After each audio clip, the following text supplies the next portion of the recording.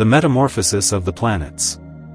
A wonderful transmutation of the planets and metallic opmes into their first essence, with an annexed process, being a discovery of the three keys pertinent to the obtaining of the three principles. Likewise, in what manner the most general universal is to be obtained is in many places of this treatise described by. Written by John de Monte Snyders. The Preface. Friendly Reader. Since it hath pleased Almighty God now in these times to shower down his grace as well upon the unjust as the just, and yet he hath resolved to spread abroad his mysterious and hidden wisdom over the whole world, and to the end hath sent out his holy angels to awaken as it were by sound of trumpet the spirit of all true philosophers, who hitherto have rested as it were bound up and fettered in a deep sleep, and have been concealed in the innermost recess of this world, with anexpress command to lay the same spirit upon others.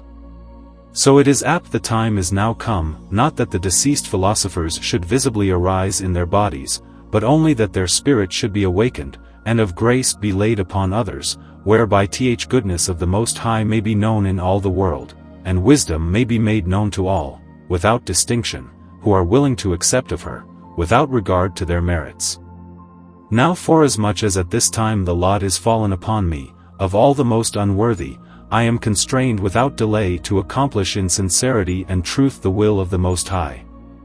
To this end therefore in the name of my God, I as a seedsman am minded to sow the universal seed which the philosophic spirit hath imparted unto me, over all the world are stony, sandy, bushy, fruitful, and unfruitful fields, so that neither the just nor the unjust can have any pretense to complain against God in this time of grace.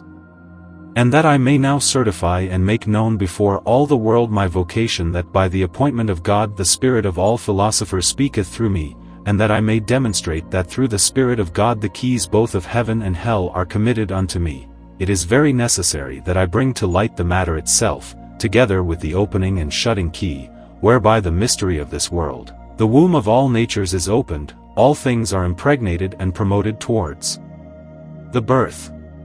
But before I demonstrate my vocation by the characteristic testimony of all the planets, I will first, for a declaration of my already published treatise concerning the magical elements, discover a most weighty point concerning the three elemental irrational and mineral worlds, wherein I shall with most certain truth properly and significantly delineate the due matter, entreating the gentle reader not to be affrighted from the reading of the book by the small authority and slenderness of my person, but with all his faculties to take special notice of the figure and not of the thing figured. For I here place three irrational worlds wherein all depends, whereof one hath brought forth the other two. I set my left foot upon one birth of the great world, and place my right foot upon the other hermaphroditic world and its figure as an universal irrational and mineral microcosm, and I sit with my hinder parts on the mother of them both, which is the globe of the earth. And thus sitting I stretch out my arms towards midday and midnight, and touch with my hands both the great luminaries of the crystalline glittering heaven, and I swear by the Most High Creator of all things that I have heretofore in my treatise written the truth, and will now in this description further bring to light that cornerstone whereon so many thousands have stumbled and been scandalized, at which all true philosophers have hinted. I say true philosophers inasmuch as the writings of many deceitful and false people have been accounted and esteemed true, or at least plain and clear, when nevertheless the greatest part know nothing at all, or at least have written but very little which might be advantageous to the seeking or erring lovers of art. And although I am not forbidden to point out these even by their very names, yet that I may avoid giving too great offense I shall forbear, and only busy myself in delineating unto thee not only the true matter through the three worlds, but also afterwards prefigure through the diminution of the forms, and permutation of the planets, and likewise the whole consequence, as I in truth found it, whereof I shall not now boast. Wherefore turn thee unto the truth and lay aside the multiplicity of thy books. For the true philosophic books are depraved and counterfeited by many thousand vendors of processes, glossers, and false philosophers, and if one would take the pains to examine all with diligence, one should find no matter which hath not been forbidden or rejected by them. Wherefore if thou hast a mind to remain secure, then set thy mind on me, and behold me in my form and figure, credit my words which I have confirmed with this unheard of oath. For whereas with my arms stretched out I sat on the circle of the world, and with my hands or fingers pointed at the sun and moon, the true mysterious heavenly and earthly key is delivered to me and thee, and leave at will and pleasure to unlock the solarii and lunary gates, and to translate the same from their office, honor and dignity, yea after a wonderful manner to eclipse them. But whereas I with both my feet did touch the two irrational children of the great world, I thereby gave to understand that the nethermost was as the uppermost which I shewed with my fingers, and yet the uppermost was like the nethermost, and that the earth whereon with arms out I thus sat, was the mother and bearer of temporal salvation, who had subjected and made serviceable to me both her children, whereof the one was lunary, the other hermaphroditic, viz. a solari and lunary birth. Both these are distinguished from each other by a small little stream laterally flowing out. And like as the sun is to be discerned from the moon, even so also are these two easily to be discerned one from the other, especially if it be considered that the philosophers have appropriated to one birth the signs of water as a lunary character. For the moon governs the water, and wherever the wise have adjoined a watery sign, the same is to be accounted lunary. Concerning these three or rather two worlds I have taken upon me first of all to treat, and afterwards, to manifest my vocation, of the permutation of the planetary forms, of their corruption, generation and melioration of the whole essence with the greatest brevity that may be. He that hath ears to hear let him hear, and he that hath eyes to see let him see and search, and so he will here in this place find that very thing which hath been elsewhere sought by many thousands and yet not found. The Metamorphosis of the Planets. Chapter 1. Concerning the three worlds. Like as all elementated things are distributed into three kingdoms, even so also are there three irrational worlds to be considered philosophically, for that which is above is as that which is below, which proceeds hence in that the Almighty in the beginning created the transparent heaven in a round perfect circular form, and yet the same heaven in like manner was framed of such a nature as to produce its like, and yet according to the command of God with most perfection, from whence there are now arised and in the heaven spring forth two luminaries, which daily and mightily do present before the eyes the figure and character of the circular crystalline heaven, and do as it were testify and make known their original. And like as the Almighty Creator by the creation of the heaven hath delineated himself in the celestial world, and that in like manner by two other luminaries hath produced the image of its Creator, so also hath God depainted himself in the inferior elemental world, which rude world even as the upper world originally sprang forth in a circular form through the word fiat. And that these might in all things conform themselves unto the superior worlds, the rude elemental world hath copied or pictured out itself into two little worlds, and produced its like. The product is masculine and feminine, even as in the celestial world both the great luminaries as such proceeded from the command of the Almighty. The sun is masculine and diurnal, the moon is feminine and nocturnal.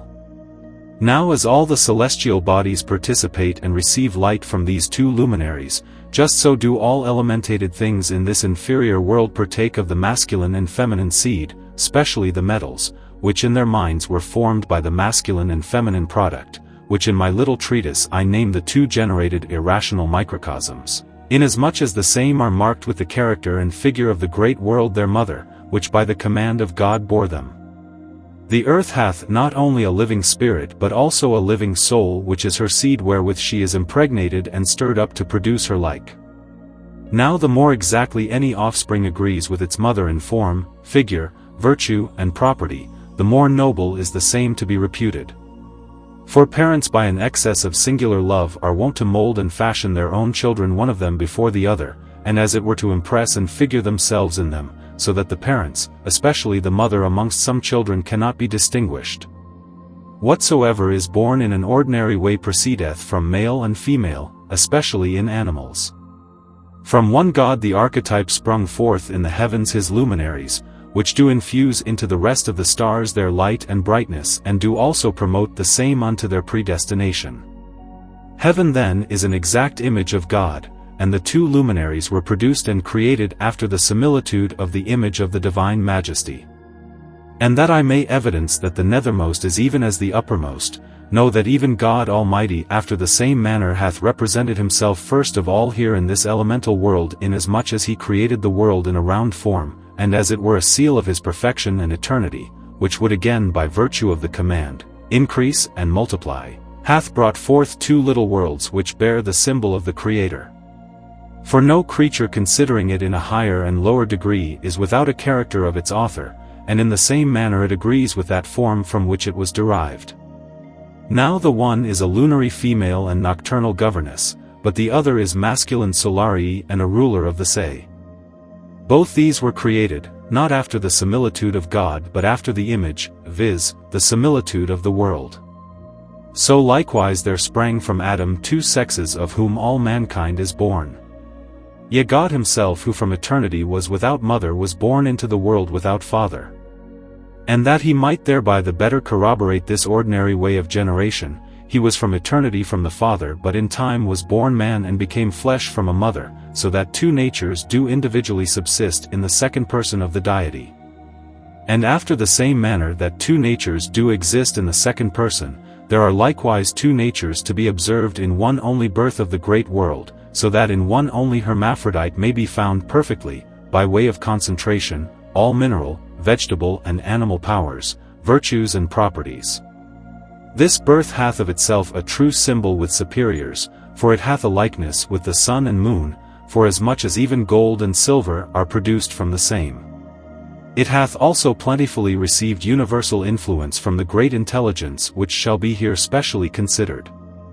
Now it seems to me that it hath been clear enough spoken concerning these three worlds, as also concerning this, yet the superior is like that which is inferior, and contrariwise.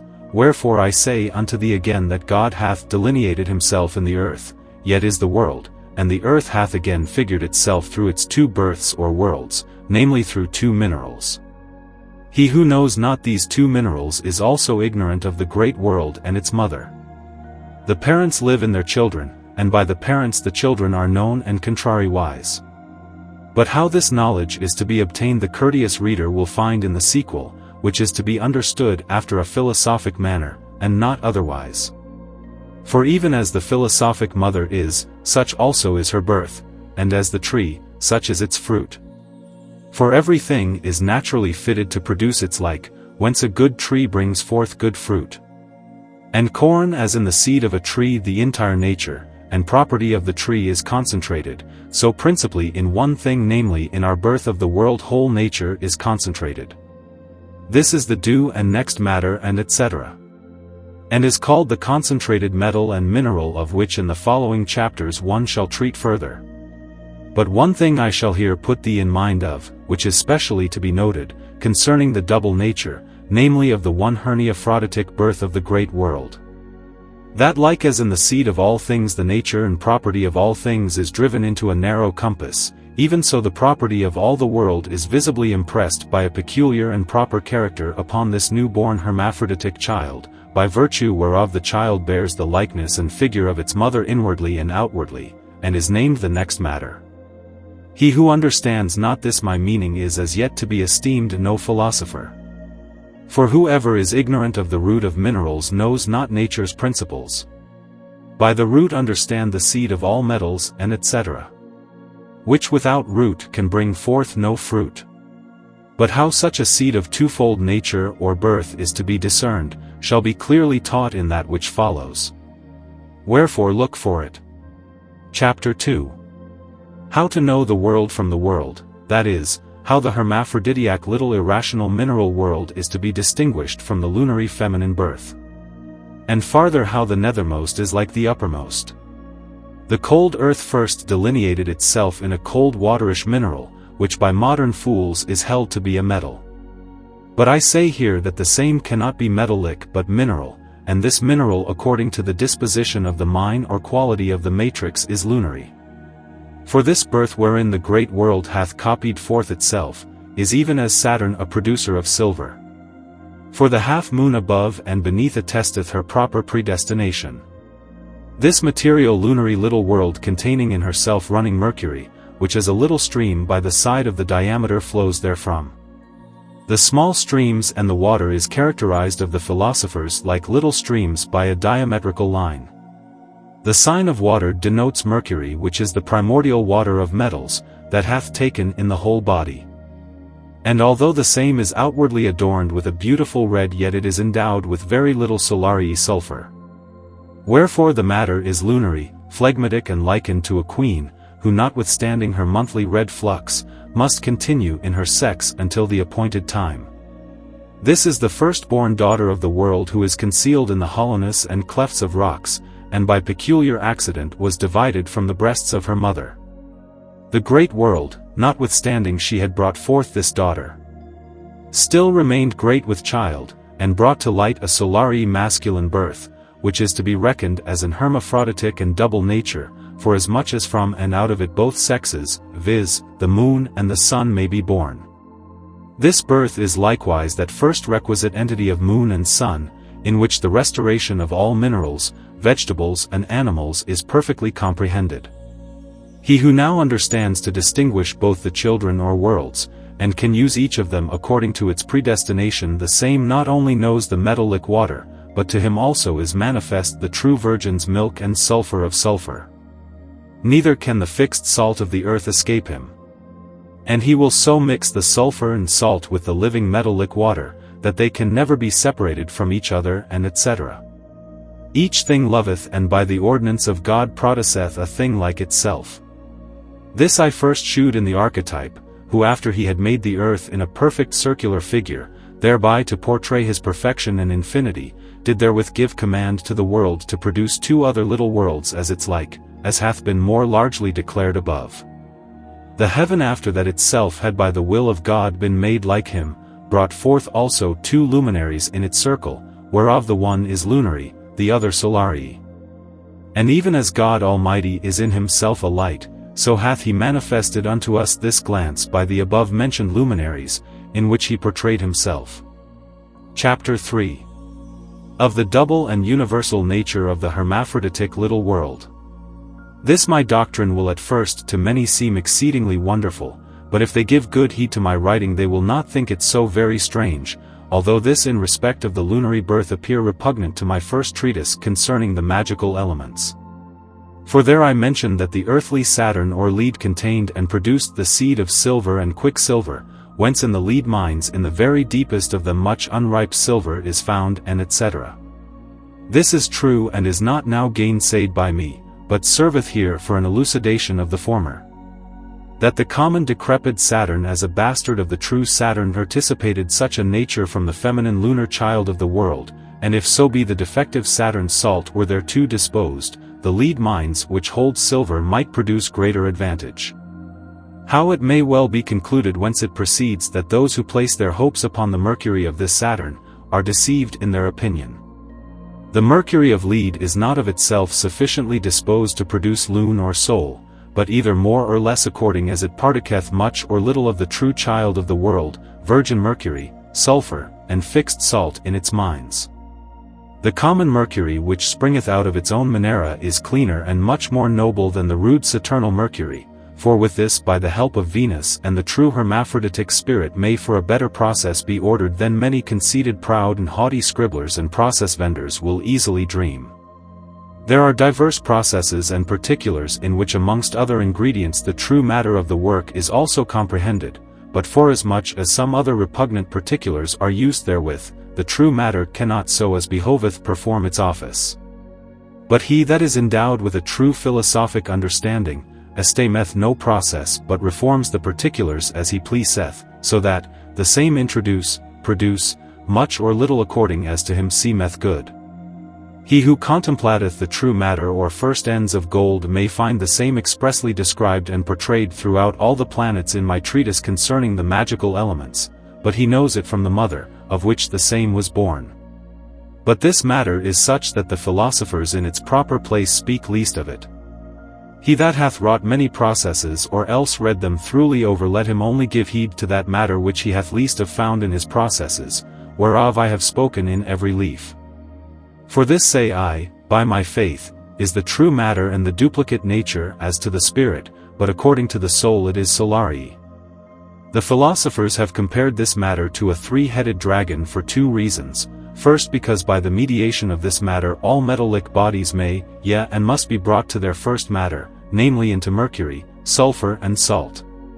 Secondly, because in the preparation and decoction of the stone 3 chief or principal colors, viz., black, white and red, are found. With these colors I say they have adorned the 3 heads of the crawling dragon. It is the universal matter and to be found all the world over. For the world without ceasing produceth such a primum ens or double nature, whereby the philosophers have obtained health and riches. Chapter 4. How the double nature or young hermaphroditic world falls in love with the universal property. And how the same harmonisseth with Venus, and etc., and is forsaken by her.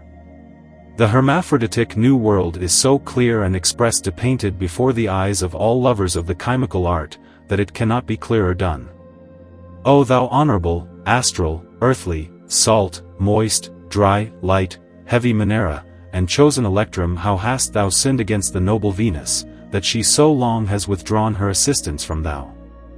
Thou art in love, and goest day and night at the alabaster and ivory feet of the Cyprian queen, thou endeavoureth with thy fiery eyes to impress upon Venus by way of fascination the inwardly burning love and desire of thy heart, and to make her according to thy will of like form with thyself. But noble Venus fleeth and despiseth thee in regard of thy abominable shape, and uncouth opposite figure, thou manifest thy crass and discoverest thy fiery distemper. But Venus does the contrary, she bareth her head, and covereth her shame and body with her green garment. O thou most unfortunate general suitor! How hath love handled thee, how is thy form faded? Thou art invested with irremediless mortal bitter and ingrateful dolour. Thou art loaden with the greatest crass that can in this world be found. Thou woundest thy breast, and longest to refresh the thirsty with thy blood, as a pelican her young ones. It is not enough for a monarch or king to be a little king or petty prince. But thou strippest thyself of thy royal ornaments, and thy purple diadem thou bestowest willingly, and therewith clothest the naked, setting them in thy kingdom.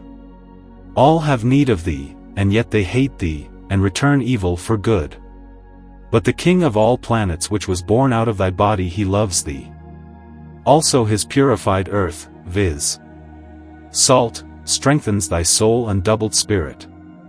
The lepers make haste after thee and desire to drink out of thy becker. Thou purgest and healest their leprosy. Thou cureth diseases fundamentally and implantest permanent health. Thou exilest poverty and bringst riches and all hidden treasury to light. Thou art he that art come and shall come. Thou art the same through whom all are come, and through whom also they must be brought backwards and again forward into their highest honor and dignity. In sum thou art the true one and no other, wherefore it is fit that thine acknowledge thee. Chapter V5. How all the planets offer their services to the monarch of this world, and after the common guise of the world pretend kindred in hope to obtain great favor. And how Mercury and Jupiter fell at strife about it. This was noised throughout the whole world. Behold, now each one will be nearest of kin. Each offers his hands. Mars and Venus come with their pelaga, pledges, and will convince thee that they are of thy stock and family, for they bear part of thy arms, and either escutcheon is inwardly adorned with thy golden color. Mercury stepped in barefooted without the ornament of his head, bowed his head to the earth, humbling himself above all measure in hope to be exalted. He was accepted, for the most powerful, who bears in his hands the law both spiritual and temporal, was formerly carried upon the wings of Mercury into the kingdom, into the throne, which is granted to none but him to possess. For essentialized Mercury as a wind carried him in his belly. By the wind is always the air, and by the air Mercury understood. The grey-bearded Jupiter understood from a comet and signet star, that the double nature as a monarch of this world governed his kingdom in peace by the assistance of Mercury, and that from all parts of the world envoys were arrived to congratulate and compliment the most mighty and invincible. Wherefore the good Jupiter mounted upon the wings of his nimble eagle, and hastened to the palace, and having obtained audience steps in, makes his due reverence with his scepter, bows his knees, kisses the foot of the monarch, presents his eagle to his service, entreats like as all the rest also for an inheritance, and an eternal kingdom to be communicated unto him, in consideration that the old dragon his royal majesty's father, together with his own father, the powerful eagle, namely with Jupiter elect, by the counsel and good advice of the assembled estates and burgesses of the philosophic kingdom, had established an inviolable friendship. And therefore he decided, since at that time there was such friendship between the old dragon and the powerful eagle, which is also wont to be named Bismutum, that for the present also Mercury should no longer withhold his favor from him, especially since as he thought he was most serviceable to his majesty, and arose from his blood. To manifest this he wounded his heart, and showed his bloody solarii sulfur which he inherited from the old dragon. This being done he requested to sit at the right hand of the monarch. At that Mercury suddenly started up, stepping into his circle, said, "Dear brother, thou talkest indiscreetly and understandest not what thou desirest, and the foundation upon which thou groundest thyself is to thy own prejudice and my advantage. The philosophers who erected this monarchy by the assistance of the eagle who was exalted by the venereal property, do not then understand thy eagle when perchance they speak of an eagle, but they speak of a Mercury which is born out of a nobler nature before he became an eagle. I am, said he, the true eagle, having feathers on my hands, head and feet. I am light and above all measure heavy, and am fraught moreover with all the qualities which the philosophers have attributed to Mercury. I am like to the Most High in shape. For when I suffered myself to be exalted, I promoted this monarchy, and when I humbled myself, I was through the exaltation of my cross raised to his honor and dignity. Whereupon, dear brother, for this time be satisfied." Chapter 6. How Jupiter and the changed Mercury strove one with another in presence of the monarch, and how Mercury convinced Jupiter. Jupiter could no longer refrain, but gnashing his teeth was ready to fall on with thunder and lightning. But the regent of this world commanded peace and quietness, licensing Mercury fully to prosecute his plea. Whereupon Mercury spake, "Gentle Jupiter, be not wrath with me thy brother, but rather call to mind that the philosophers say, that in case one only dram of a malleable body be to be found in our matter, that the same is unfit and not to be accounted the true matter.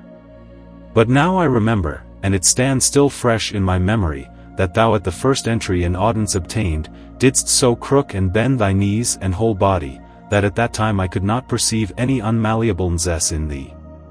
How wilt thou now here expedite thyself? Thou art porous and light, and little bettered of my spirit. This the philosophers hint by the eagle on which thou sittest and art carried up and down on. Thou and thy eagle are two, but I and my eagle's wings are but one." Then could Jupiter refrain no longer, stammered horribly, and insisted upon his possession, saying that at all times and even still he was named the Most High, and that for the indication of his sublimity the eagle was appropriated to him. For even as the eagle amongst all the winged crew adventureth to fly highest, and approach with his young ones nearest the sun, and therefore is named the king of all birds, so he was always to be esteemed the uppermost amongst his six brethreful, inasmuch as he had always possessed the highest place in the assemblies of the gods and planets, and administrated justice to all supreme in the council. Mercury, being no longer able to forbear laughing, stepped out of his circle up to his throne, and on him was set an imperial crown. After which in his own Hungarian speech, he said, "Gentle brother, thou now dost even as all pervertnesses of the law are wont. Thou allegest well, but pervertest the meaning of the law. Try thee now examine thine own nature. Thou art airy and light, but I am as the dragon in ponderosity. We love one another in a most peculiar manner, having both of us metallic bodies. We were originally born of the same mother, namely the great world. I am the earthly black eagle, and was heretofore washed with the corrosive of Neptune and by the venereal property exalted into a most beautiful, crystalline weighty essence. At that time I helped to exalt the dragon to this honorable throne, where all his brethren worshipped him. Herewith Mercury made an end, and returned thanks to the supple and malleable Jupiter, that contrary to his own intention he was fain to punctually to reckon up his pedigree qualities. In the meantime there came crowding in with his 1 foot the old decrepit and impotent Saturn, halting in great haste towards the circle, but in getting up he fell upside down, whereupon there was raised a mighty laughter amongst all the planets. And Venus in particular, after the manner of young women, laughed and shouted at the old man's misfortune. For he scrabbled with his hands, and with his stump foot could no so much as raise himself up. In such manner had he overlabored himself in Mercury's circle, yet he could hardly fetch breath. Which notwithstanding he would need straight produce his plea, and thus sitting upon the earth with a most hoarse voice began to speak. He blamed all the planets that they without his presence had congratulated, and by congratulating had as it were established the monarch. He alleged many prejudices on purpose to retard and fully to annul the act. For he was ready to maintain that he as approver of them all, must also approve whatsoever was concluded in the assemblies of the gods. But as he was thus speaking, the most enraged Jupiter interrupted him and spake with a loud clap of thunder, so yet Saturn was fain to be dumb, being already hoarse and weary, and Jupiter spake to the monarch and said, that it was enough for him that he had been so long in such quiet possession, and that he desired to be maintained therein, saying that Mercury himself, according to his own confession by reason of his earthly coldness and pre-alleged ponderosity, ought worthily to be accounted for the undermost of all and not for the most high. But I said he in his mother English speech, am spiritual, angelical and altogether divine, and of my own strength able, together with my young ones, to climb up to the circle of the sun. I am solari and fiery, whereupon it was granted me to bear about thundering and lightning forever. I ought, saith he, and will have my seat and even with the king. For I can guard the king, and therefore am called Jupiter elect, because I as a regent of thunder and lightning am able to stand by and defend the Most High, and therefore it stands written, Fire in the presence of the Most High. How canst thou now, thou vagabond fawning dissembler, appropriate this worthiness to thyself? Then answered Mercury like a nimble spirit in his Hungarian mother tongue, and said, Gentle brother, thou with thy thunder and lightning hast spoken exceeding well, but much beside the mark. Thou shalt understand that although I am cold, earthy and heavy, that I am nevertheless spiritual and celestial and an ever-burning living fire, wherefore I am called living Mercury, because I do as it were awaken, move and enliven other things which are dead. In respect of these my laudable qualities I am used as a most upright arbitrator between the highest and the lowest, between the heavenly and earthly. I take part with the uppermost, and give assistance to the nethermost, and tie them both together with a most indissoluble bond of love. I as a double nature am familiarly acquainted with both of them, and am no fawning dissembler but a peacemaker. Here Mercury raised his voice and said, Gentle Jupiter, thou art solari just as the hellish Lucifer is divine, and even as fire has itself towards water, just so dost thou accord with the sun. And that thou mayst know the reason of thy thundering, take notice, that the fire, which is in the second quality is air, strives against thy first moist quality and flieth. Whereupon the enclosed fire crackles if thou with thy moist proper first quality approachest to the other fiery quality, which is called a convenient quality. And if it be fire, viz. thunder and lightning, were in thee, thou wouldest be forced as a lord of the watery triplicity to die before thy time, for two contraries without a mean cannot subsist in one subject.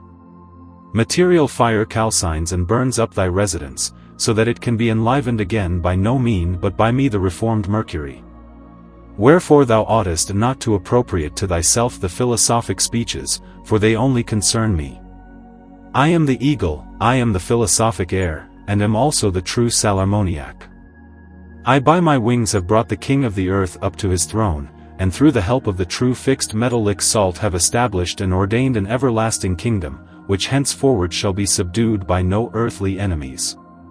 I have declared my predestination, and on that behalf Mars, Venus, Luna, and Sol must bear me witness, and therefore I desire that the Most High Emperor will decide this controversy. Chapter 7. How Jupiter during a cessation of speech was, as it were, commanded to keep company with his brother Saturn. And how Saturn by this fellowship and conjunction, made his musters, and obtains the regiment.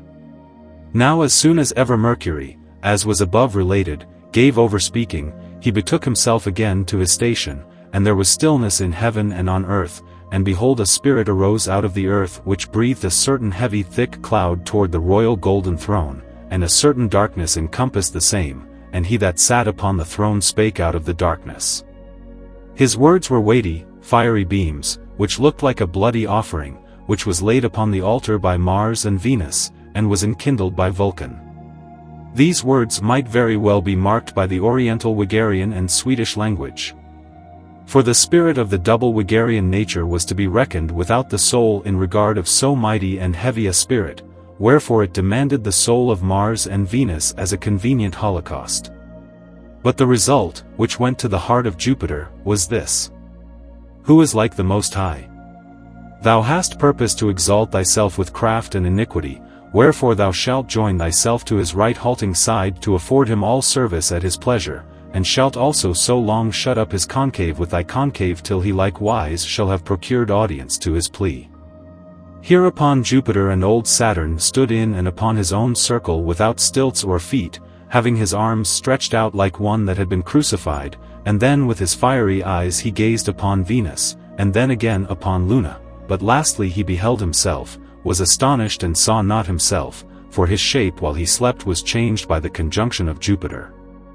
Wherefore he said, Behold, I am become like unto the Most High, as ye all will perceive, and in me is accomplished the truth of all the wise, who have attributed the true work to me Saturn, where they said, The coagulation of Mercury is found in Saturn, wherefore, O gentle Mercury, thou injurest thyself. For if thou hadst yielded me such assistance as thou affordedst him who at present sits upon the throne and is still adorned of all the planets, I would truly have much better and more richly have rewarded thee than thy monarch hath done.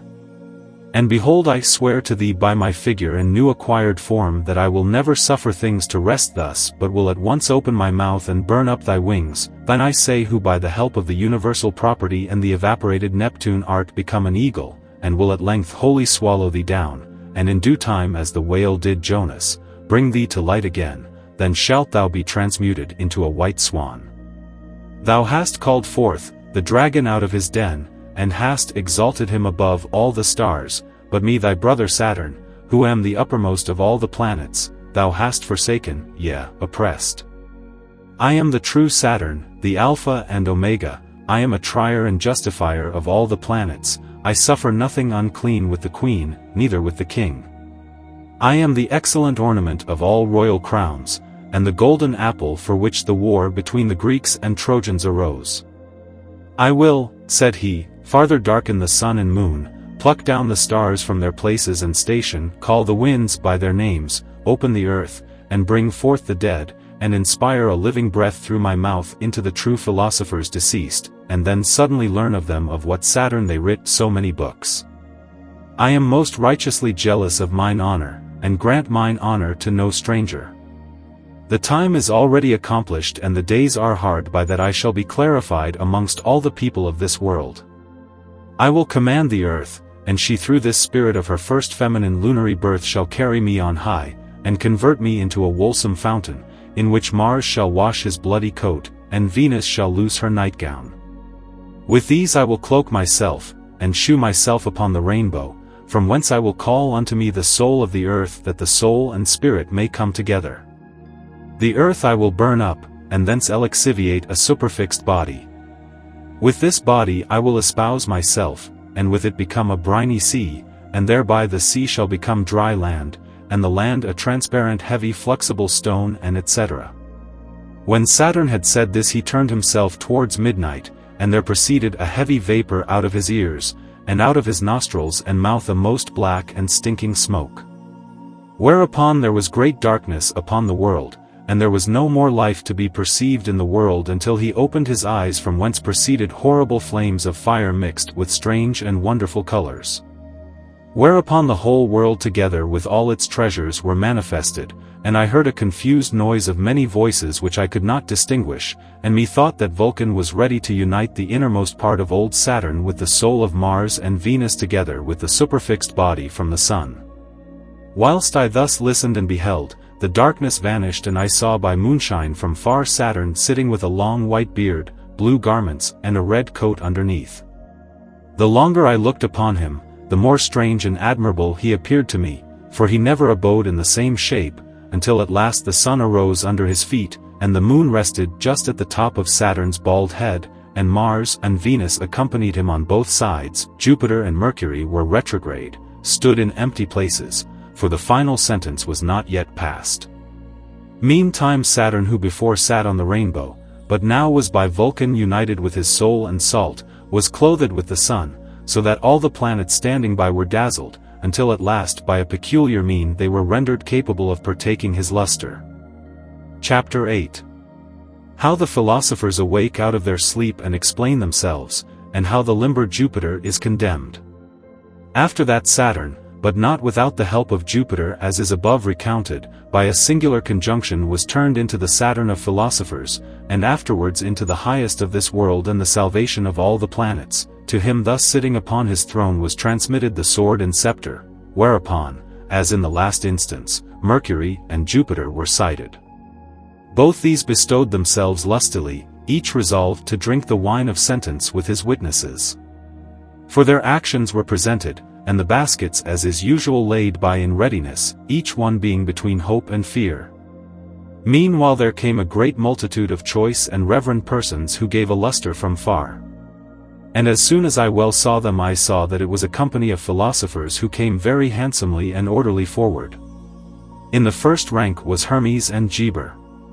Hermes had a phoenix in his arms whereon stood written, "That which is above is like that which is beneath," and on the contrary, Geber bore a pelican adorned with this inscription in golden letters, "In the sun and the salt of nature are all things." Morion with his two serpents each of which took hold of the other's tail and so formed a circle, stepped very thoughtfully forwards and spake with a clear piercing voice, "Let the hidden be made manifest that we also may be manifested." Next to him came one characterized with a basilisk, and methought it was Roger Bacon, who had this symbol, "Let the ternary purified by conversion of elements be made a monad." Lully with his three roses, lion and dragon said this, "At length water is reconciled to fire."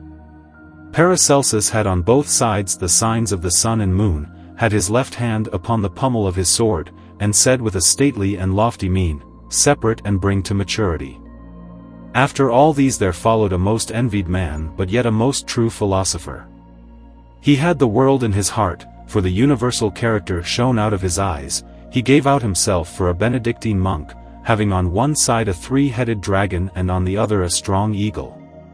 At top of his head rested the spirit of Mercury, and in his mouth he conserved the soul of the sun. He trod in pieces the sulphur of Saturn of unwise sophisters with both his feet, but the sulphur of Mars and Venus mixed with the blood of the dragon he held with both hands. The salt of the sun according to its preparation was not forgotten. Now whilst I considered this philosopher with peculiar earnestness, I heard a voice crying, "O Basilius, because thou hast humbled thyself therefore shalt thou be exalted above all." From these words I understood that it was Basilius Valentinus who hitherto is so little considered. This honorable philosopher there followed a great multitude, which I could not all number. Each one spoke through a peculiar spirit, but yet one more perfectly than another, whence many thousands were deceived appeared thus with their writs of complaint, but they could not be admitted until first the case between Mercury and the gnashing Jupiter were laid open. Now when these philosophers were come together, each partly rejoiced, for they were introduced as witnesses on both sides, and on their declaration depended the whole affair. But Basilius stood afar off, and none there was who all edged him, and called him in for witness. Whereupon the Empress and Universal Governor commanded that the 6 named philosophers, each under his own name should transmit unto Basilius as an impartial philosopher, an intelligible explication upon their own writings, that he might accordingly draw up a judgment.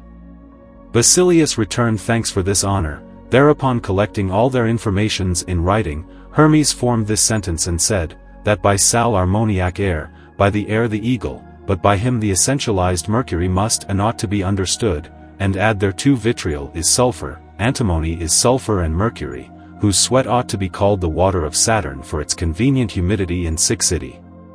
The red oriental lion is gold, but Sol is the fixed earth wherein the fixed tartar, namely fixed salt resteth.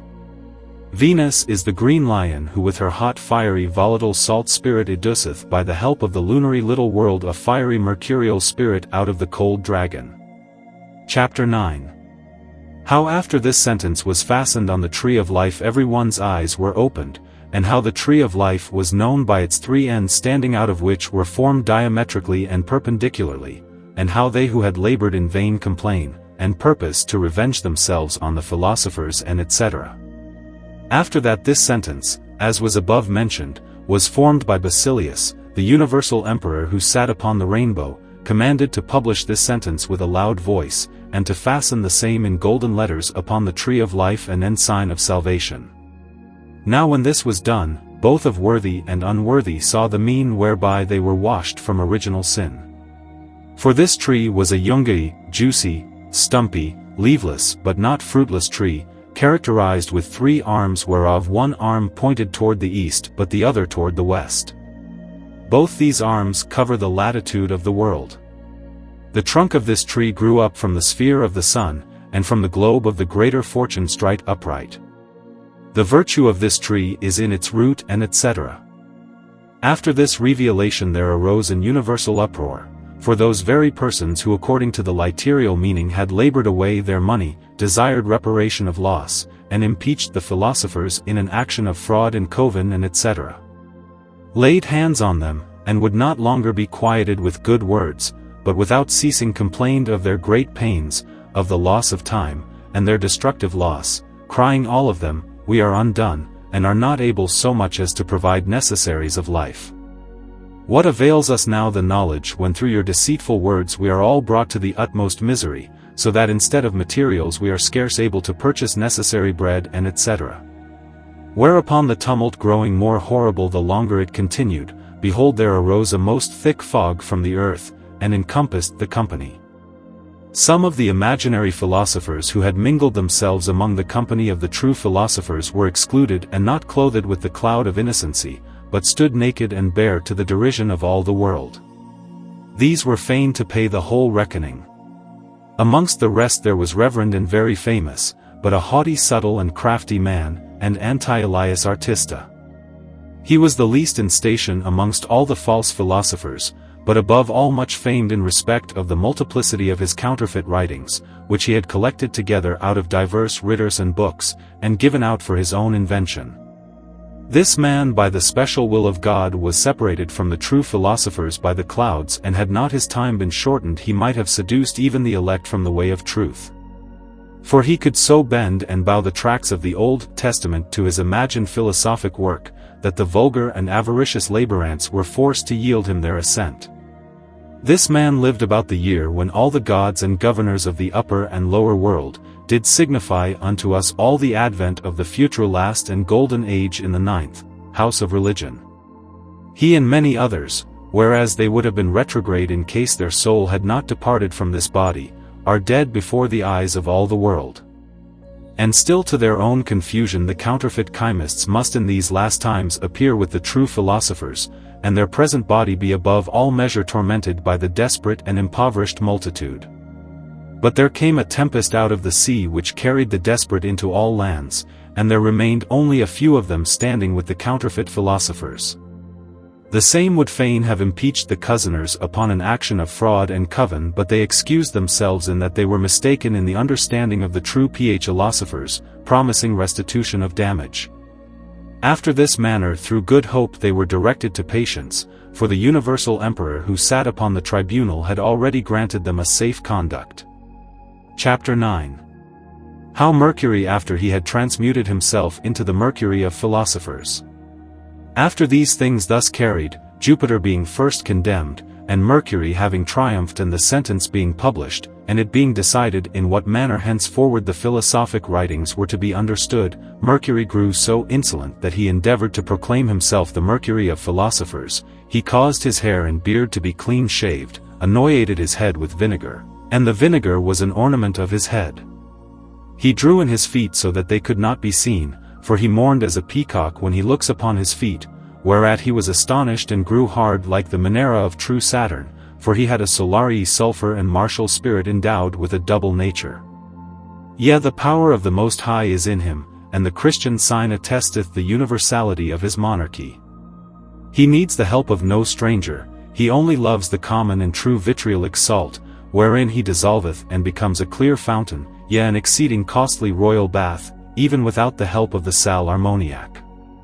After these things thus passed I heard from far a voice that cried, Woe to thee Mercury! How wilt thou now do, thou most haughty spirit? Thou must down, and thy feet must ascend above thee throughout thy body and life. Thou must loose thy lunary shine, splendor. If that be not done, thou art disbanded by the goddess Venus. For behold, all the benefits that thou heretofore shouldst unto Cerberus, thou hast for the most part taken up of Venus, and particularly of Neptune. O thou most miserable Mercury, what hast thou gained by the sentences, whereby the business is now come to such a pinch that sometimes there is no need of thee? But if thou shouldest, as I have already seen, cast thy skin, both heaven and earth will in the end be full of the first matter. For in all the planets there preceded a transmutation of forms, and all this was done partly by conjunction of other planets, as by precipitation, or sublimation of the exceeding poetious oppressed ensign in the day of the exaltation of the cross of the Lord, which the courteous reader may with greatest attention preconceive, read, and consider farther of in the following transmutations. For my intention is that thou mayst rightly learn to know the due matter.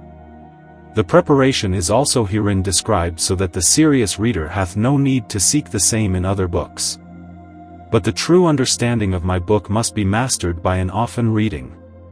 And when thou comprehendest one place, observe the same manner of explication in all leaves, and it shall never repent thee of thy pains, for which thou art to render thanks to God alone, from whom the elucidation of all mysteries proceedeth. Chapter 11. How Mars out of wrath broke in pieces his sphere, and at length out of vehemency of passion was transmuted into the shape of his king at whose side he stood, and what afterwards was done with him.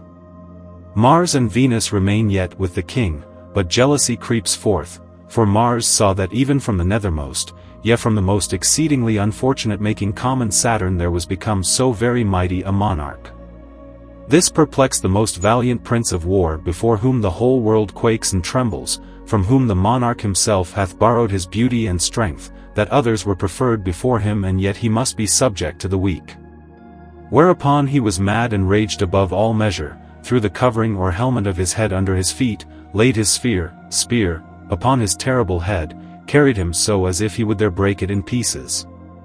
But the noble Venus took hold of the middle and came in the nick, whereupon the furious Mars was astonished and became a stony royal mineral. For vehement passion altered his body by way of imitation, because of the virtue which the similitude of the thing had so transmuted the thing, about which his vehement imagination was moved. So powerful was the symbol between Mars and the king that he was on a sudden transformed into his shape.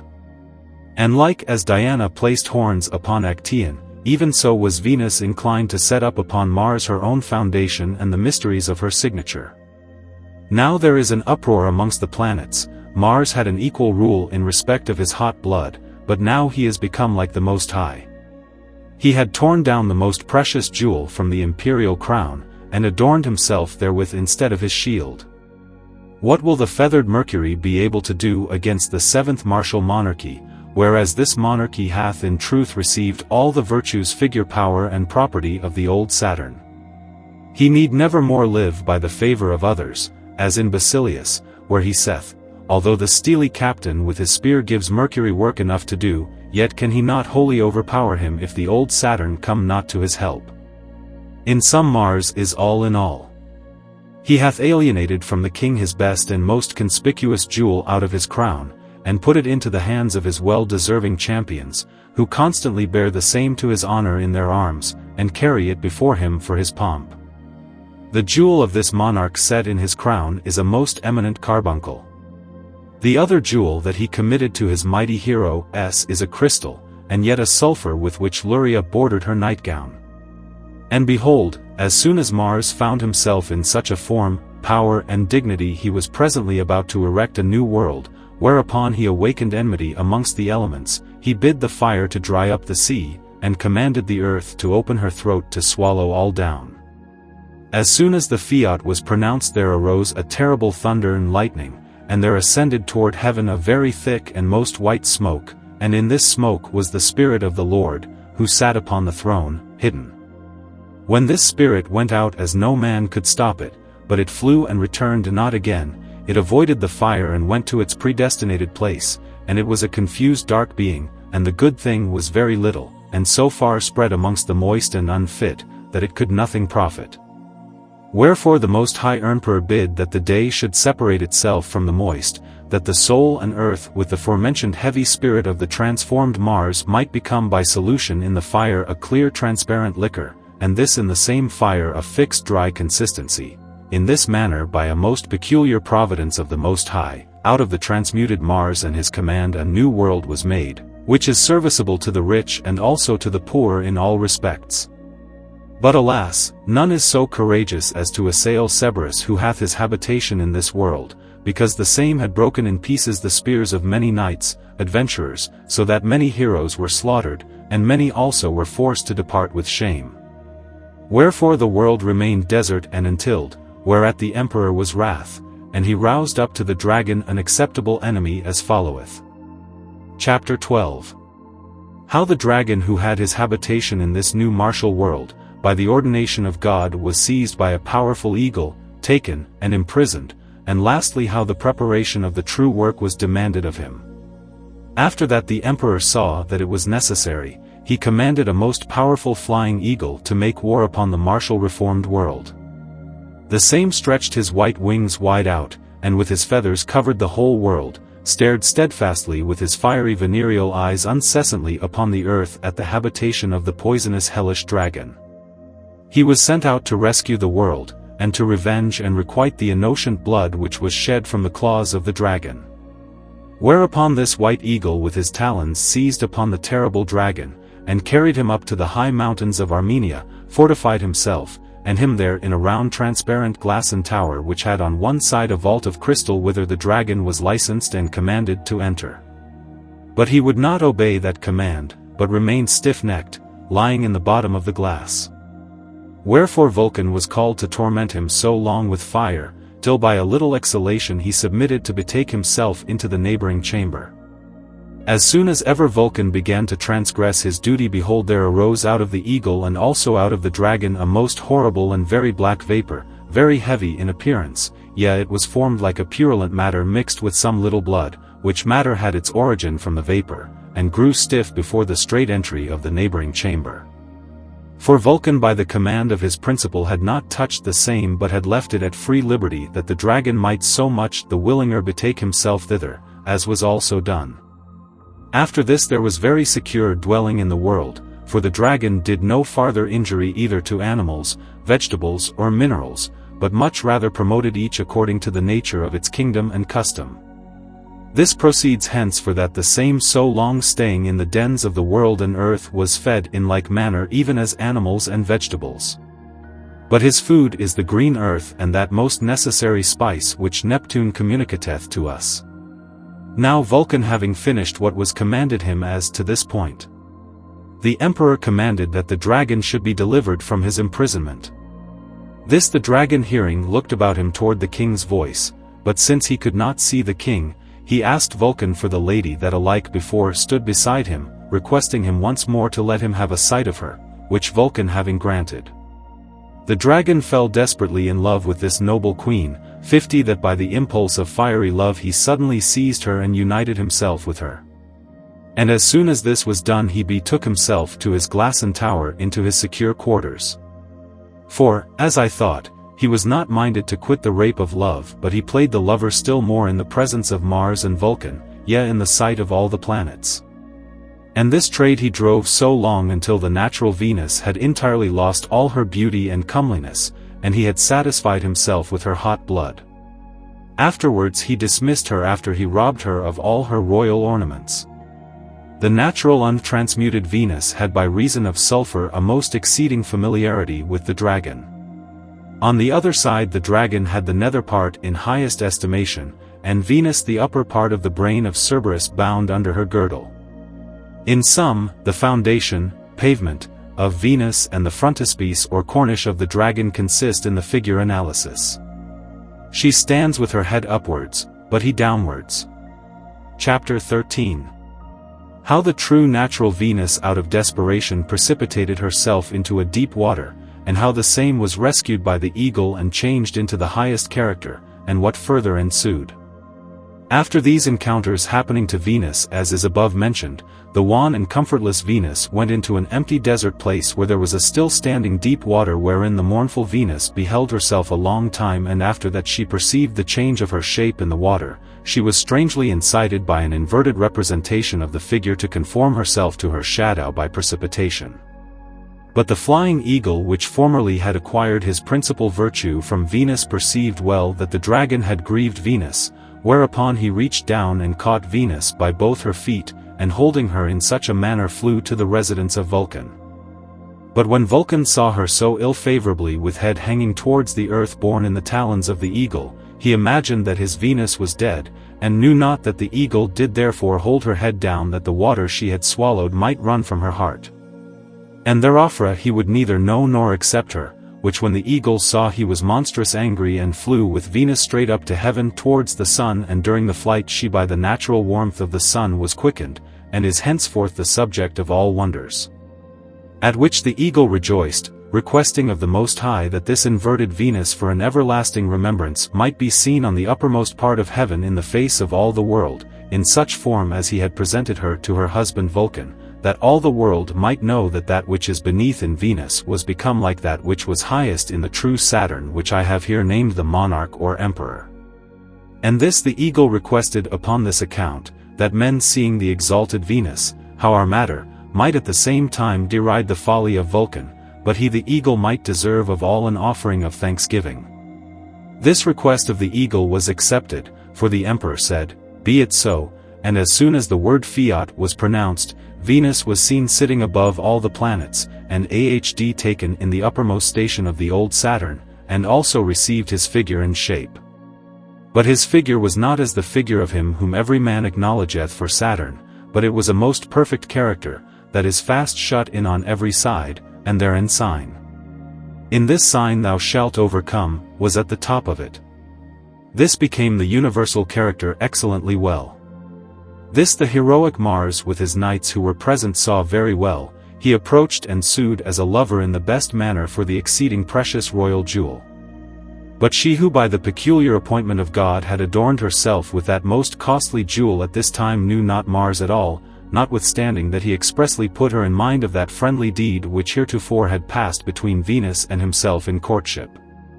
But Venus, who was revived from death into life, in case she may still be so called, nothing regarded all this. Whereupon Mars with due reverence was constrained to take his leave.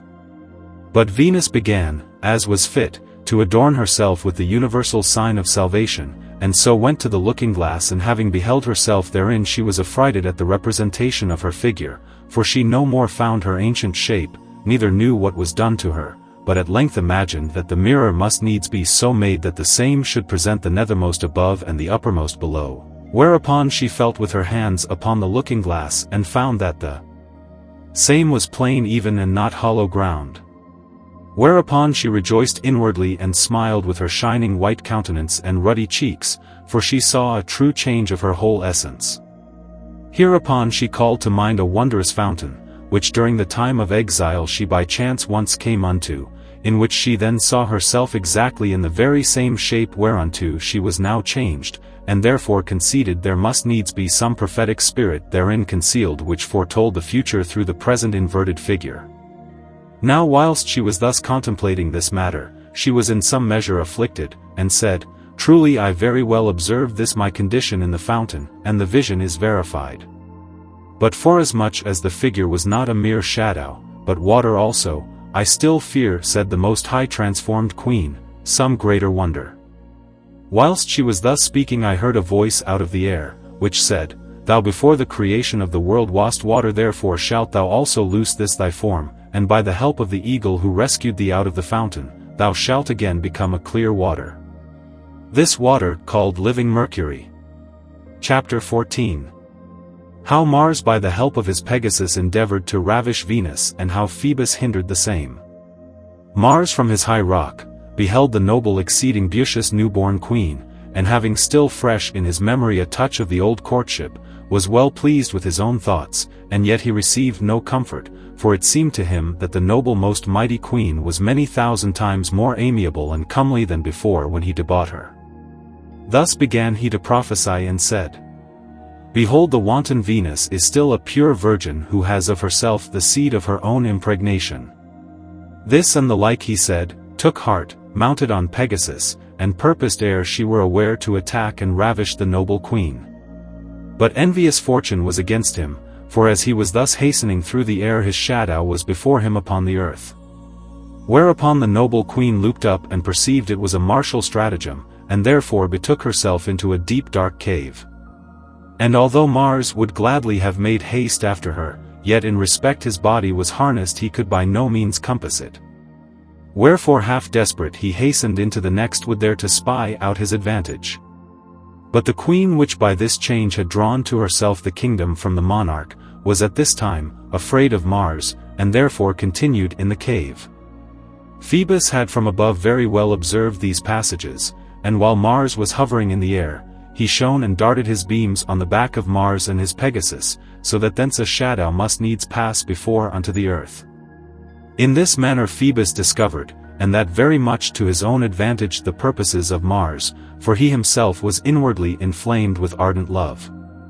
Now whereas this his beloved, perhaps by a special providence continued longer than pleased him in her love, he betook himself on high, and by his golden beams descended into her deep dark cave and illuminated the same, and embraced this lovely virgin his true mother, and fulfilled his desire. Whereupon she was loyal to him, and they espoused each other, and became two in one body. Chapter 15. How Mars revenges himself upon Phoebus, stirs up Vulcan against him. How Vulcan burns up Phoebus together with the queen in the fire, and how both their souls appeared to Mars, and how Mars proceeds with these souls to make the same corporeal. Mars was fain to behold all this with patient eyes from far and could not hinder it, but yet considered of a mean and way to revenge himself, and therefore with his flying horse made haste to Vulcan, Venus' husband, and brought him tidings that his wife was yet alive, and that she was 1,000-fold handsomer than before, and how she had lain a long time in dalliance with Phoebus in a deep cave. Vulcan was ashamed and said, I myself am the occasion of this mischief, because I would not accept my wife heretofore when the most blessed eagle presented her unto me. Hereupon he grew outrageous and said, Dear cousin, lead me to the cave. Which Mars willingly did, and therefore took him up before on his horse, and brought him to the entrance of the cave. Vulcan laid his ears to the mouth of the cave, listened and yet could not learn whither the two lovers, namely the first and the last matter, were still there or no, and therefore was desirous, since his heart out of strong jealousy still leaped so within his body that he could not hear, that Mars would once listen whither they were both yet present or not. Mars, well observing them in respect of their inward affection, so deeply in love together that they, even as if entranced, were livingly dead, gave Vulcan to understand this amity. Then prepared Vulcan an artificial firework which was made of an unkind lead fire, or a fiery air, and of a vegetable salt. These he mixed very well, and therewith set the whole cave on fire. But these two lovers were not aware of it, and when they understood it, they regarded it still the less, but stayed together until at length Vulcan from above threw down his prepared powder in great quantity by the entrance, and with a most strong heat reduced them both to dust and ashes, which he brought forth and put it in his drink, which was common well water, which got thereby a very strange taste, so that Mars could not drink of it but was fain to mix it with wine. And as soon as he had poured white wine to it, behold, the clear water was changed, and out of it there was a thick and most beautiful red essence in the hand of the enamored Mars, who reserved these ashes as relics, and gathered them up for an everlasting remembrance, as a sacred thing. But as soon as this had so happened in the hands of Mars, he cried out with a very loud voice, O Venus, my Venus, thy beauty is fit for none but me alone. O fortunate chance that hath transmitted unto me so precious a treasure, and etc. And when he had spoken this with great joy, he entreated Vulcan not to take it ill at his hands, but to bestow him the blood of Venus, since Venus had in his hand, Mars, separated herself from the water, and thereby gave to understand that she will have no communication with this common water, yea, and for this time ought to be rescued from the danger of water. Vulcan, at other times none of the wisest, seeing this wonderful adventure, namely that fire, or the highly red soul of Venus had shewed herself unto Mars out of the water, easily consented. Whereupon Mars took the remaining ashes and with common water elixiviated the hidden living soul, filtered the water, and freed the soul from the water by pouring on vinegar, wherewith he so long plied the soul till she shewed herself visibly, insomuch that he could very conveniently rescue her. Chapter 16. How Mars by the advice of a certain philosopher, with the soul of his transformed Venus, whereto the soul of the Sun was joined, attempted to awaken a new Venus, and wherein he failed. And also how by violence he wrested from Vulcan the dead body wherein the clarified body was hidden. Now after that Mars had mastered the fiery dry soul, as is above related, he asked a very learned philosopher how he should manage this treasure, who gave this true resolution. Thy former Venus in her ancient form and shape shalt thou never more see, for she is now twice changed, first into the matter of the stone, but afterwards by Vulcan with Phoebus she was adapted for the extraction of the three principles, but thou in due time mayst see her in a shape 100 times more beautiful. Wherefore take of her soul one part, of her spirit as much, but forget not the ashes. Put it in a close chamber, give in the beginning gentle heat, and do in all things as thou knowest, so without fail shalt thou come to thy intent. Mars did as was commanded him, but as yet he could not wholly understand all this that the philosophers commanded him, whereby to mix the blood with its proper spirit. At last of all he considered how that both of them were born out of one matter, out of one spirit and out of one vitriolic earth. Yea, Mars considered also how that heretofore he himself was changed into the first matter when Venus in his desperation held him by the arms, and thereupon the figure of a certain stony twinkling saturnal mineral was communicated to him, as is to be read in the foregoing chapters. Now when Mars had obtained this illumination, he considered the ashes which he left lying behind, he hastened back to fetch them. But Vulcan was beforehand with him and had taken them up and carried them away with him, for it repented him that he had entrusted Mars with this most precious treasure, specially when he called to mind what he had heard and seen of many philosophers, all whose labors he had been at. And although all his lifetime he was but a dull idiot, yet he still retained thus much, that without ashes nothing is to be performed in this high work. He had also read in an ancient book that the phoenix out of ashes does reproduce her young ones. For these reasons he elixiviated these ashes, evaporated the water and shut up the salt of glory in a peculiar vessel, gave it a gentle fire, imagining again to hatch and awaken his Venus. He went neither day nor night from his glass, forgot to eat and drink. Meantime comes Mars into the laboratory, found Vulcan thus busy standing before the furnace, to whom he presently declared his desire, told him how he had united the soul with the true spirit, and that there wanted nothing more of his matters but only the salt that was hidden in the ashes, requested that Vulcan would let him have the salt also, especially since there was no coagulation nor constancy to be expected without the salt. He demonstrated to Vulcan that the salt without the other parts could nothing profit him, for a body without soul and spirit is only a dead earth. By these words the old laborant Vulcan became wiser than before, desired to have his wife's soul and spirit again, and said, "The soul belongs to its own body, now I have the body, give thou me the soul together with its seat which lived in my wife." Mars would by no means do it, but said, "The spirit wherein the soul at present resteth, which otherwise transmits its true body to the soul and permanently fixeth it, the same is my proper spirit. For remember, gentle Vulcan," said he, "that here not my martial spirit but my spirit that was extracted out of my changed body, as is before mentioned, can only promote this business. Wherefore the most part is out of my body, and etc." And whilst he was thus speaking, he violently took the glass out of the house, and with his Pegasus flew to this residence, and afterwards conjoined his reserved soul through its spirit with the salt he had stolen, and placed the same very well closed in digestion, where when it had stood a competent time, Mars was desirous once to look into it, where he saw that all in his glass corrupted, and was as black as pitch. This terrified Mars above all measure, so that thereupon he fell into a swoon. Meanwhile by chance came in Vulcan, who encouraged him and said, "The corruption must precede, when the dark night is over then follows the white and golden light." Chapter 17. How Mars adjured Vulcan, that he would help to promote the business, and how Vulcan instructed him concerning the strange colors, which made Mars suspicious. Mars believed all this, for he found in his mind that it could be no otherwise, and said, "Dear cousin, I well understand that thou art better experienced in the business than I, forasmuch as thou only hast ripened and accomplished the most precious medicine of the philosophers. I entreat therefore that thou wilt take my business in hand, for I hereby promise thee that I will henceforth live like a brother with thee. Yea, which is more, in case the Queen of Salvation shall elect thee instead of Phoebus, I promise thee to afford thee all brotherly assistance against him, upon condition that I may place on the top of my helmet as a well-deserved crown, that most costly jewel which came into the world with her, out of which she was born, that shines clearer than the sun, and from which the sun hath acquired his luster and color, and etc." Vulcan, as he gave to understand in words, was content to do all this, but purposed himself to retain the body, since all must pass through his hands. For these reasons he employed his well-experienced duty, governed the fire like a master.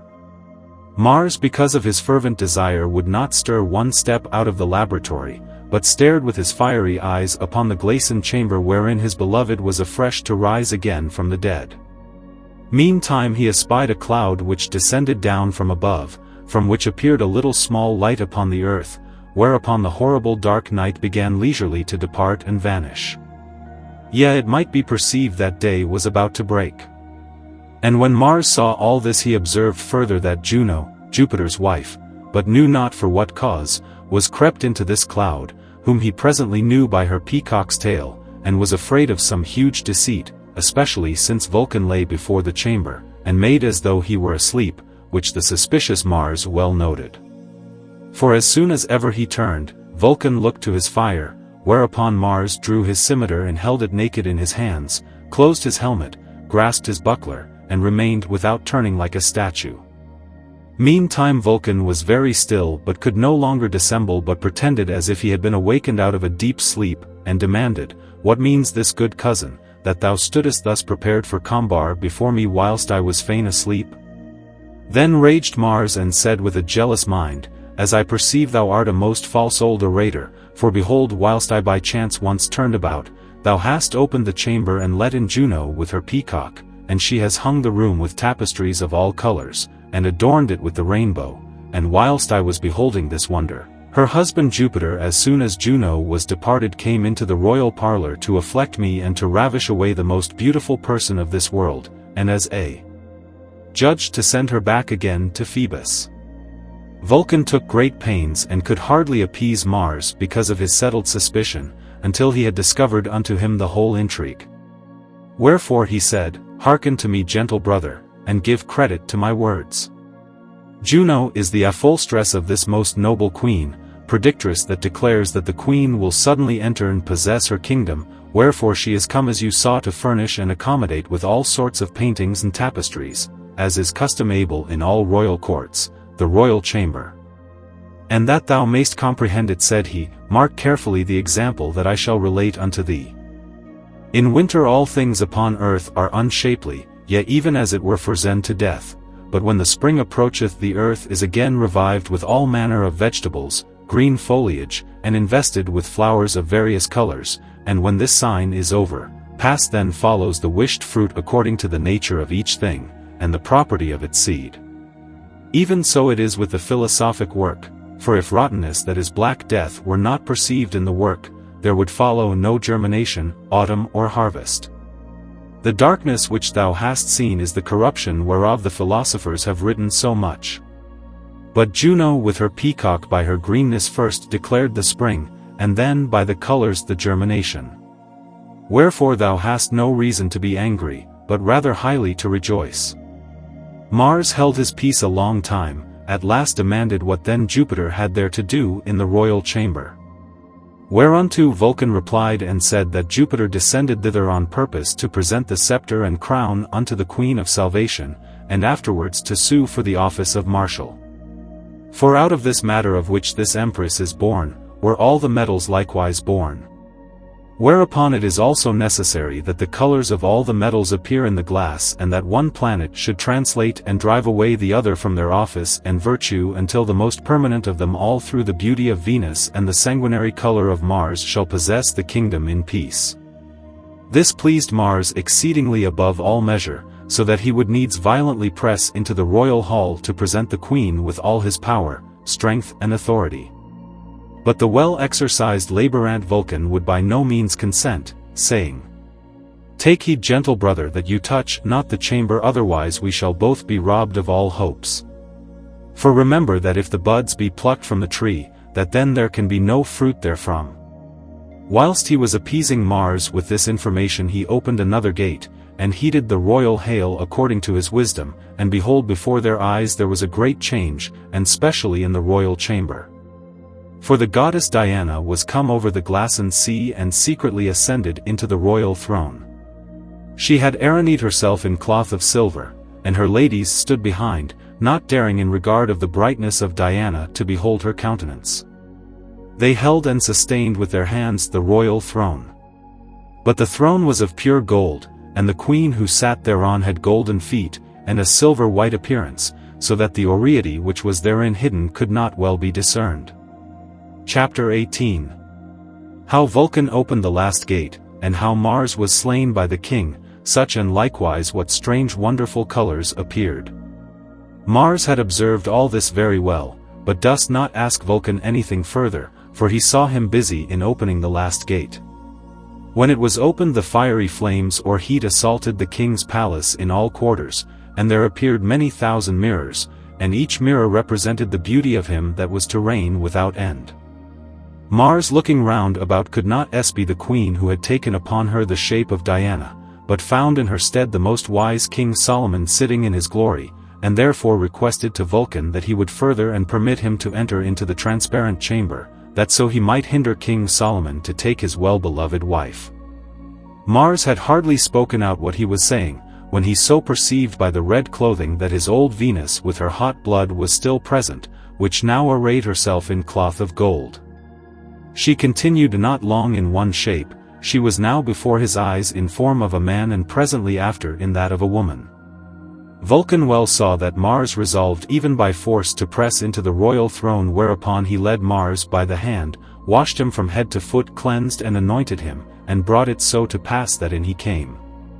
And as soon as he was gotten into the chamber wherein the wonderful and strange changes had appeared, Mars was seized on so as that without the least defense he unobservedly swooned before the well-exercised Vulcan's eyes.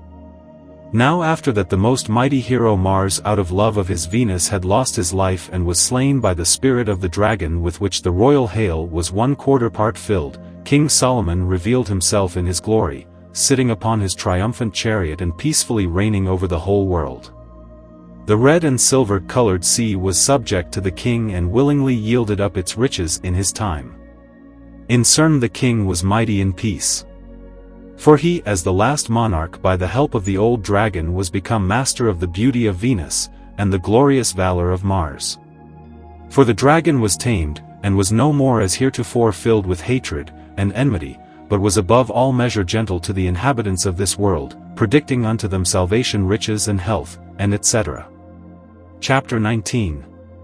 How Mars, after he was subject to the king and also spoiled of his purple garments, sought and found opportunity to revenge himself upon Phoebus, who formerly hindered him from bringing his beloved Venus to his will, and also gave occasion to this his misfortune, servitude and captivity, and the loss of his purple robe. Although the dragon prophesied peace and riches to the whole world, and all things everywhere seemed to be in a quiet condition, yet the same lasted not long.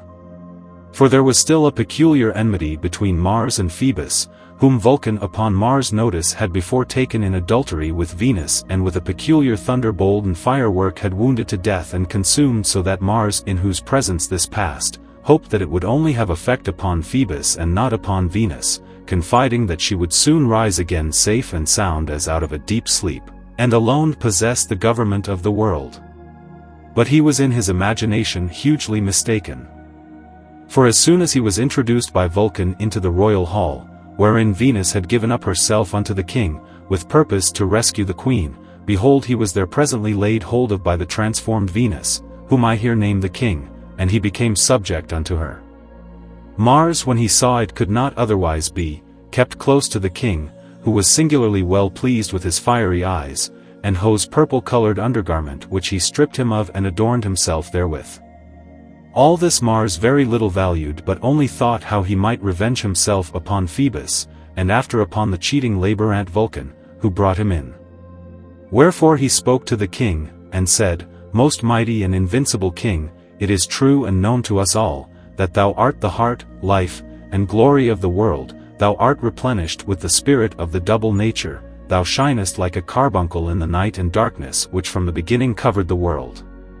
But Phoebus, said he enlightens the day itself, so that the day by the interposition of a gross intransparent body in the place where Phoebus' lustre cannot arrive is to be esteemed as darkness, and in this manner his lustre may plainly be distinguished from the daylight. Wherefore said he, I counsel your majesty to bethink of a mean and way how you may get into your hands the mantle of Aurora. For my part one am confident I could come by it without much trouble, and in case your majesty give me commission to this purpose, deliver it into your hands in a short time. This proposal pleased the king mightily well, wherefore he commanded Mars to do as he had said, and etc. Mars well knew that Phoebus would not suddenly be able to forget the lovely relish of the fruit which grew in Venus' garden and which he had newly tasted. For he very well knew the hot nature of Phoebus, but specially then when Phoebus in shape of Apollo imagined to overtake the exceeding fair Daphnis and missed, he had very plainly espied his nature. Now the crafty and revengeful Mars had observed and out of his watch-tower wherein he was heretofore lodged had seen that the most amiable Heliotropia had oftentimes between whiles walked alone at the bottom of the hill, and amongst others for some hours had recreated herself in beholding her own shape, and that she made a looking-glass of a crystalline spring, and fell in love with her own beauty. So that for very love she was like to die, for she burned with her own fire, which Cupid had enkindled, for as much as he had impressed upon the heart of the most beauteous Heliotropia the sign of love, viz., the character of Venus so bright clear and visibly, that it shone forth like a bright shining star between her alabaster breasts in her own shape and true figure. This same star and figure Heliotropia had not before this rightly observed, but now when she stood before the fountain she espied the character. For the water which she used as a mirror, represented the same much fairer and more glorious than it was in itself. Wherefore the enamored Heliotropia desirous to lay hold of and kiss the star, her feet suddenly slipped, and behold the fountain closed over her head, and Heliotropia lost herself therein. This Mars had well noted and resolved to serve himself of it against his enemy, as hereafter followeth. Chapter 20. How Mars with cunning, and the relation of a wonderful adventure concerning Heliotropia, wherein the chymical mystery is expressly and visibly delineated, revengeth himself upon Phoebus, and how Phoebus sinketh in the fountain, and becomes a ferment of the last monarch. Early one morning as Phoebus came over the sea, drawn by his unwired horses, and had directed his golden rays toward the martial hill, to draw up the various colored vapor from the crystalline fountain wherein the spirit and life of the metamorphosed Heliotropia was hidden, with which he was wont to adorn the rainbow with all manner of colors. Mars approached unto him and with his hoarse voice said, O thou most illustrious Phoebus, if thou knowest the adventure that hath happened in these parts, thou wouldst not only be amazed at it, but with all thy might wouldst revenge and punish the injustice which has been exercised upon the criminal himself. For whilst the self-enamored Heliotropia, as was her custom, was walking in this valley by the appointment of Cupid had artificially prepared out of certain salt matters generated in this mountain, and at length sat down and fell asleep, suddenly had the lurid Cupid by the instinct of Venus so wounded and surprised her with love toward her own shadow, that she was forced more and more without ceasing to behold herself in this fountain, which she so long did till at length a most heavy sleep fell upon her. In this deep sleep Cupid overtook the most beautiful Heliotropia and resolved to purchase her most beloved treasure while she yet slept. Having therefore done his desire he gave her a chain of emeralds whereat hung the portrait or figure of his mother Venus most artificially wrought. Now this image was the occasion of the unfortunate chance of Heliotropia. For when she awakened, she presently according to her ancient custom turned her face toward the fountain, and when she perceived the strange amiable shape of the effigies between her alabaster breasts, she stooping toward the fountain fell in and melted away like salt in water. And after a little while I saw Cupid at this fountain, and forasmuch as I could perceive, 'twas he that contrived this adventure, and enchanted Heliotropia in the fountain, that henceforth he only and alone might enjoy her beauty at his pleasure. For in the place where Heliotropia last sat, as soon as she was drowned there presently sprang up a wonderful flower.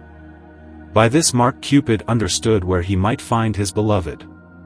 At these words the color of Phoebus' countenance was changed, and his whole body was inflamed like fire, and he stood in such a transport that he was not able to speak. Wherefore Mars spake further and said, Be comforted, dear Phoebus, and give ear to what I shall advise thee. I well see that thou art inflamed and inwardly and outwardly enkindled, wherefore if thou whilst thou art thus in thy fiery form wouldst plunge thyself into the fountain must needs dry up, and the fair Heliotropia could no longer remain concealed from thee, but must then needs become thine. For if thou beest so powerful as by thy rays from far to dry up great waters, what shall not thy presence be able to perform? Phoebus could no longer refrain, but believing all that Mars had related, on a sudden without any deliberation plunged himself into the fountain, which had the nature like royal water in which all red coloring stars are wont to melt away. Wherefore Phoebus also was overpowered by the force of this water, so that he was forced to become water, but without his prejudice. The most vindictive, revengeful, Mars knew this right well, who had long before experienced the effect upon his Venus, and therefore to deceive Phoebus he contrived and found out this invention, in consideration that heretofore Phoebus overtook his transmuted Venus in a rock and as is above mentioned, had his will of her at his pleasure. Here the gentle reader and lover of art ought to take special notice how wonderfully Mars, after that out of love to his imagined Venus, I say imagined for she was metamorphosed, by the subtlety of old Vulcan with whose wife he heretofore played the wanton and is still much enamoured of her, was punished and reduced into servitude, did first revenge himself on Phoebus by hindering him from the rape of Venus when he would have ravished her and carried the booty away himself. And it is also here further to be observed how the monarch of the philosophers became through the tincture of Venus and Mars a most general, universal, and afterwards through the mantle of Aurora, and the presence of the corporal solar Phoebus was fermented, so that the otherwise most spiritual fixed monarch did last attain an earthly quality and affinity of the baser metals. This ferment is the mean between the metal to be tinged and the tincture that is to tinge. After this manner I have treated through all the planets on purpose so to reveal the next matter, for it pleased not otherwise my Creator. But in all places there is to be found a several metamorphosis of the stars, how the base, mean, worthy and most worthy planets by several manuals, fortunes and misfortunes, and yet by the appointment of God were changed into the matter that is next to us. This nearness must be reckoned from the planet, as if it went backward. And by that means in this the first. After you come to a running mercury, and lastly to a thick vaporous fume, which at all times breathes, exhales, in the mines and caverns of the earth. There is no more difference between the Lord and the servant, between the nethermost and the highest, between darkness and light. For I have here in this world reduced all the nethermost planets into one and the same thing, so that the nature and property of them all may be truly signified with and through one only character. The planets of which I now discourse, are the noble and ignoble metals which are enclosed in our elemental world, as it were in their matrix, I say in our world. Now the first matter of which I have so much spoken and treated, has also her seat and habitation herein. Through this matter, if the same be freed from its earthly moles or habitation, the philosophers have made their most blessed stone. The matter of which we here treat, is a metallic form, but the reason why it is accounted a mineral is because the due matter wants the form. The matter prepared desires this form no less than a woman does a husband, both these are in their metallic water solved, coagulated and fixed, as I have seen. But the thing wherein the metallic water is concealed, has a symbol of the greater and less world, and is only to be known by its simple signature, and the foredescribed transmutation. But for the signatures and characters, although I have already sufficiently declared them in my treatise of the magical elements, and the annexed chemical alphabet, how they are to be known in and by all the planets before your eyes, and in a fit and due time to be brought to light I shall hereafter, if God permit, discourse, and delineate the matter after another fashion, and by the philosophic compass bring it into so fine and convenient a form through that one only word complica, so that those who have any faculty of considering cannot but, ye must against their own will, understand it. Even as I in some places have been impelled by the philosophic spirit against my will to write too clearly. God grant thy the salvation of thy souls be herein always minded. Amen. Now I will proceed to the moon who receiveth no metamorphosis. Chapter 21. How Diana was by Cupid deceived and gotten with child, and how she was forsaken by her nymphs because she had lost her virgin form or crown, and etc. And how by the conjunction of the uppermost moon with the nethermost moon which Diana had on her head she was changed into the Saturn of Philosophers, and etc. I even now made a failure in that whereas out of the baser metals, as are Saturn, Jupiter, Mars, Venus, I brought forth unto the misshapen common Mercury such very strange and unusual things, but there made no mention at all of the moon. Therefore it is fit that I now introduce them to the most chaste Diana, which for the most part is delineated naked and unclothed. Let the gentle reader always observe this, that the planets by a peculiar contrariety loved or hated have always diminished, exalted and bettered their condition. For after this manner they became the best of all metals, viz., the first matter whose virtue and mean unregarded figure or form, I value higher than the best gold upon earth. For in this thing is hidden the seminality of gold, of which I dare here speak no farther. For behold the night approacheth and the moon comes from the east with her horns downwards and therewith threatens my left eye, for the moon governs the left eye even as the sun governs the right eye. Now to preserve the same I must betake myself out of the wood into the plain field, and behold how the moon will appear unto me, and in what figure she may and ought to be delineated. Now when I had gotten into the plain field, I heard behind me the moving of a water, and I observed that it was the chaste Diana who after her virgin custom was come down to bathe herself in this fountain. I looked wistly upon her with singular pleasure, and perceived that all her nymphs by a peculiar adventure were fain into a very deep sleep. At last I understood the occasion of this sudden sleeping, for I heard a good way of the voice of an enamored youth. I hid myself partly out of fear, partly out of desire to understand the issue of the matter. Meantime whilst the chaste queen also out of curiosity hearkened to the exceeding delicate voice with a singular relish and attention, her eyes thereby became dim and the longer the cloudier, so that she with her nymphs was overtaken with a profound sleep. And when I turned my eyes toward Diana, by the reeds I espied a beautiful white swan which made this so lovely melody. He had hanging at his neck the quiver and darts of Cupid the god of love and conservation of mankind, and etc. From whence I conjectured that it must needs be Cupid himself, who plays his tricks with all flesh but could never gain or compass anything of Diana. The god Cupid by the instigation of his mother Venus, forasmuch as he burned without ceasing for the love of Diana, had changed himself into a swan. For after the music was ended I saw the enamored in his true shape and being. His mother Venus had let herself down upon the earth in a troubled dark cloud, stood upon the shore of the water, called her son unto her and bid him drink out of both her breasts. This she called virgin's milk, for by metamorphosis she was become a virgin. Afterwards she again reached him a very heavy draught which was mingled with her virgin blood, and with that also which was hers, as a mother while she appeared in her old unchanged shape. As soon as Cupid had drank this off, he was in a strange taking, and after a little space he acquired all sorts of colors, burning in the water like a fire, during which both the clouds and Venus vanished. Cupid bent his bow and addressed his arrow so as Diana perceived it not, whereupon the lud wag repeated his shot again, which alighted too near Diana, who started as if she had been ready to wake.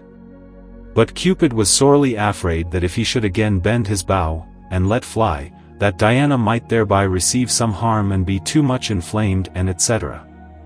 He therefore hastened to the thick reeds, and as soon as he got into them he began again to sing after another manner. Whereupon Diana awake together with her nymphs, but the nymphs being awake knew not Diana who stood before their eyes, for the hot Cupid in shooting had beaten of and shattering in pieces her virgin luriary crown, and Diana too by the affright and smarting of the fiery dart of Cupid had gotten a red and discolored face, whereupon she was not known by her nymphs, which afterwards went up and down the woods to seek their goddess. Diana thought and well saw that some trick was put upon her, but knew not what was done to her until at length she beheld her shadow in the water, whereupon she wept and lamented incessantly, cursing the fountain in which this happened to her and others beside had before been beguiled.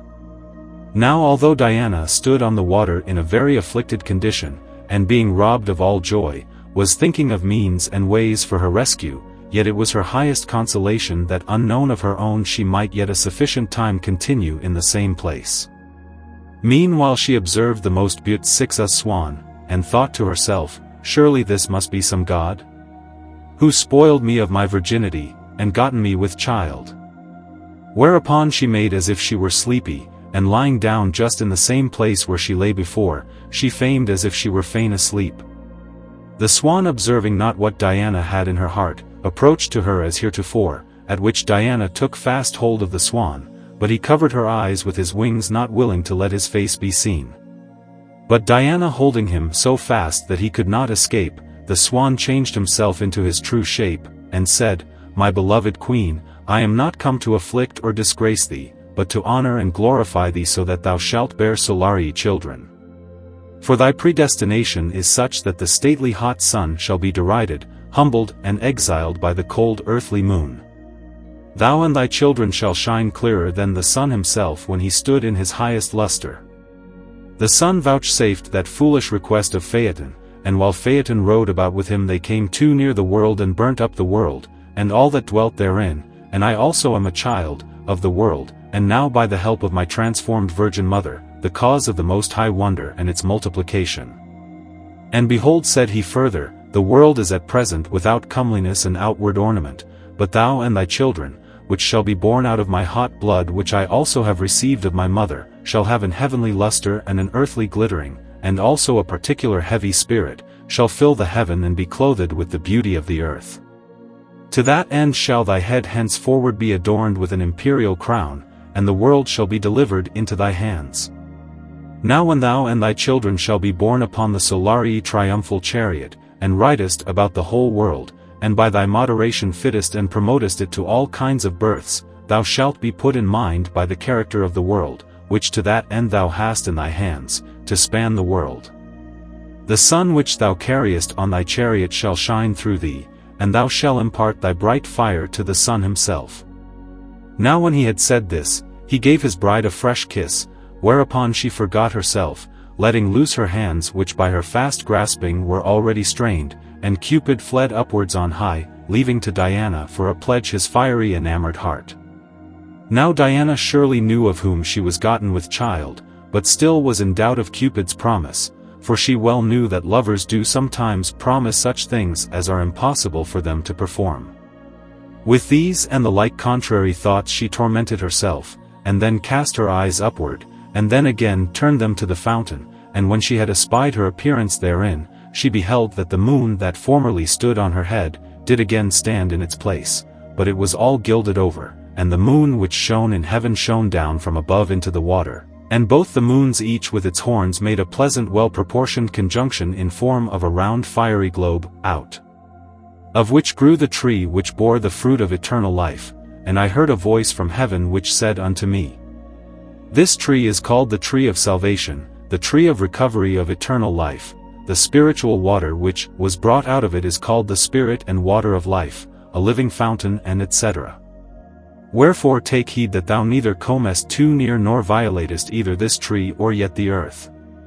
Now when I well understood this, I turned mine eyes to the circle out of which this tree in my sight so suddenly grew up, and I beheld that it was encompassed with a golden crown wherein all sorts of costly Solarii stones were set, amongst which the martial ruby, and the venereal emerald had the preeminence, for by their virtue Diana was to bear Solarii children, and to accomplish her predestination as is hereafter to be read. Chapter 22. How Diana after that she was as is above mentioned turned into the first matter being gotten with child by Cupid, brought into the world a salary birth.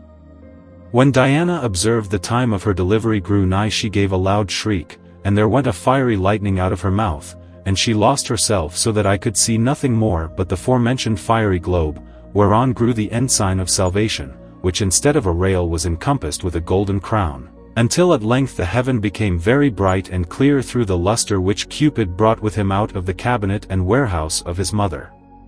Herewith he adorned his beloved goddess, and carried her on the chariot of Phaeton, where she brought forth a new Solarii offspring, that was so like the mother that one could not well be known from the other. Unto this new birth were given the sun in the right hand and the moon in the left, for he had power to burn up the world, to quench, and afterward to make it fruitful.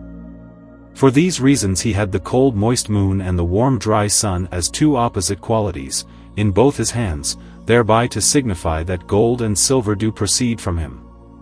This birth was in form, bigness and figure, weight and lightness comparable to the whole world, for never was there found a greater and more glorious offspring upon earth.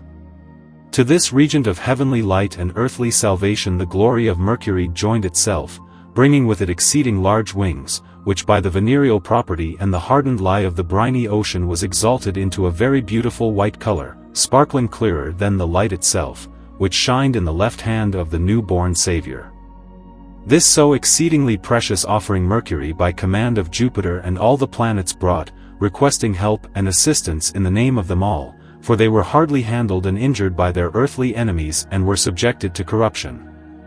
But the cause of their mortality was their own contrary quality and the discord of the three principles, whereupon they could never be secure in their state unless the Most High, who with fire and cold changeth, conserveth and filleth to all kinds of births, the world and all that therein is according to his will, would take their part, and erect a true harmony in them, and by this means they might withstand their enemies.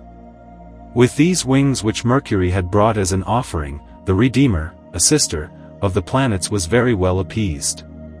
He could with the same notwithstanding his exceeding great and mighty weight, like a spirit through Vulcan mount up on high. To his ascending there was perceived in his mouth a wonderful balsam, which proceeded from him through the pores in form of an oil. And this by the wise and understanding in physic was with most profound reverence gathered up as an holy thing. Of this blessed, coagulated, essentialized, purified and insert oil, Mercury as soon as he had laid down his commission brought with him for every planet as much as was needful. And when they by direction of the ordained receipt which was fastened upon every little glass, had used the said oil, they were sensible of their own melioration in seasonable time, but they imagined they should presently without any precedent ablution of original sin and imperfection which cleaves to them, as it were all in the innermost depth of their center, arise and appear in their former complete state of innocency and perfection. Wherefore it was declared unto them, and I know not from whom, thus spoken, the time is not yet come that through the Most High in a moment the weak and imperfect can pass into its highest perfection, but the spirit only endeavoureth, in the virtue of its magnetical nature to mix itself with the corporeal planets and by the power of their own souls to carry them gradually till at length they arrive to the highest degree and equality.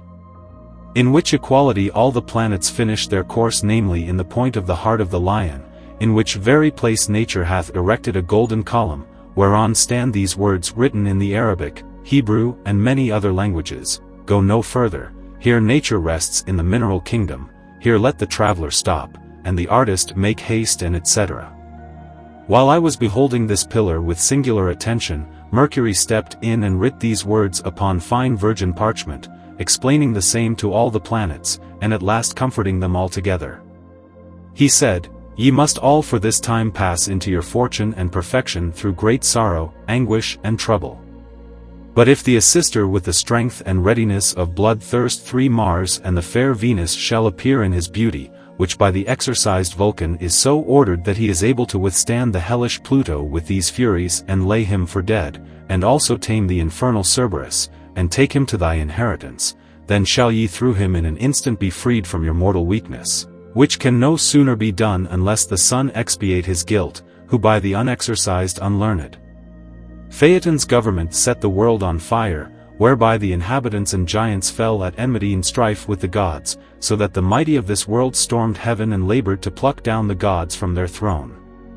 Whereupon, as we heard above, the planets dispatched Mercury unto the new-born Saviour for help and assistance, presented unto him the most sumptuously compacted wings, to move him by so costly a gift to compassion and etc. as it also happened. For as reduced Mercury brought back for each so much of the rich oil, that every one was considerably strengthened thereby. Chapter 23. How Phoebus fell down backward from the chariot, how Pluto assaulted him with his hellish poison, and how he was turned into a three-headed worm. Also how his brethren forsook him and delivered him to Vulcan, and etc. Now after that Diana, by the contrivance of Cupid and furtherance of the martial Venus, was ascended to so high dignity, I heard these words from the four quarters of the world declared to all reasonable creatures, as methought it was the voice of the goddess Diana, the bringer forth of secular salvation. She said thus, I had perished except I had perished, there is no evil through which the Most High Creator of all things cannot effect some good. For behold, I was weak vessel, a tender wavering-minded maid, loved chastity, punished all those who attempted upon the honor of me and mine. To Actaeon, because he espies me naked in the bath, I gave of my lunary horns, and he was unknown by his most faithful hounds, torn in pieces. Wherefore I have in another wise contrary to my will been deceived. For whereas I was most highly in love with chastity and punished immodesty in others, I fell by my own curiosity whilst I had all my faculties posseused with the pleasant song of the divine swan, which was Cupid himself, and after that chance my nymphs also knew me not, and I feared lest they also should serve me as Actaeon was served with his beloved dogs. But mine innocency and proper predestination exalted me to this place, where no mischief can henceforward touch me. After I had heard all this, there arose a very terrible voice out of the midst of heaven, and the voice was the voice of one that judgeth and pronounceth sentence, the signification whereof was this: God resisteth the proud, hardly shall the righteous be saved, where shall the wicked appear? Hereupon the sun was darkened and fell backward into a deep fountain, which wanteth no fire, and Pluto fell upon him, bringing with him the venom of the hellish Cerberus. He had in his left hand a leathern bag filled with all sorts of deadly stinking powders, upon which was written dragon and stone serpent powder. Mix them and let them flow, and etc. With the forementioned powder Phoebus in exile was nourished, and the food went to the soul of him, his living spirit departed from him, and his former beautiful form was no more present. He was so changed by the forementioned meat and fiery drink that his own brethren knew him not, stood afar off and beheld him as a despised worm lying on the earth. And the worm which they saw, had before and on him the end, and also in the middle an head. These heads according which was to outward appearance were not like one another, for the foremost had its original of sulphur, the hindermost of vitriol, and the middlemost of mercury. This middlemost head had eyes before and behind, and looked with singular attention upon the foremost and hindermost head, and out of its ears went two hands which labored to bring the hindermost and first head together. But there came an angel named Uriel, who emptied a fiery vial upon the middle head, so that it was fain to quit the foremost and hindermost head and fly into the air. For there grew wings out of the place where the hands stood, which would not forsake the sulphur and the salt. These wings bore the middle part into its own mercurial kingdom, from whence it shall again return over the glassed sea to enter upon its office, and then will the Most High send forth his Spirit and unite both the forsaken solarii parts, viz. sulphur and salt, which were changed into a worm, with itself in the most subtle parts. The 10 lepers shall obtain of his hands the divine nectar, and all thereby be cured, and his brethren who know him not shall fall down and worship him. His brethren heard this voice ascending out of a deep fountain, and therefore said, Woe to us, if our brother be lord over us, he will remember all, since we forsook him in his greatest necessity, and afforded him no brotherly assistance when Diana by the help of Cupid, chased him out of his kingdom, and etc. His hand will be always hard against us. Therefore it should be my counsel, said the blood-thirsty Mars, to rid our brother Phoebus out of the world, and so we are secure of him. But Jupiter said, Let us not soil our hands on him, it is better that we deliver him to his eldest brother the double-armed Saturn, who has power to free him and also to redeem him. Whereupon he was delivered to Saturn, who by the instigation of Vulcan cruelly tormented him, would fain have stripped him of his purple mantle, but it would not succeed, wherefore the ravening Saturn was enraged, returned again to Phoebus, and said, Thou shalt and must whither thou wilt or no accomplish my will. It is fit that first of all without any excuse thou pay me thy turnkey fee, and hangman's wages. But whither thou diest or livest is alike to me, I must in both cases be the better for thee.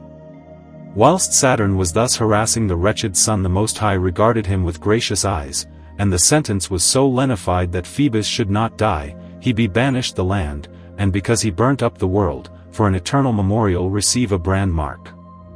Wherefore Saturn brought the brand iron to the place wherein execution was done, and impressed it hot as it was upon the patient son, commanding him to avoid the bounds of the kingdom, and always to clothe himself with a grey coat.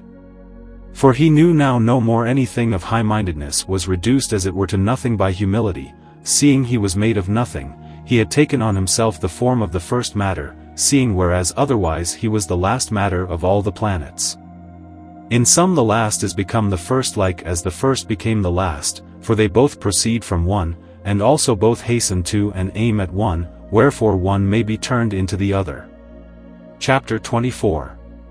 How Phoebus came into Egypt and was chosen king, and how his brethren, as was prophesied, humbled themselves before him, and how Phoebus changes his name and nameth himself the revived crossbearer.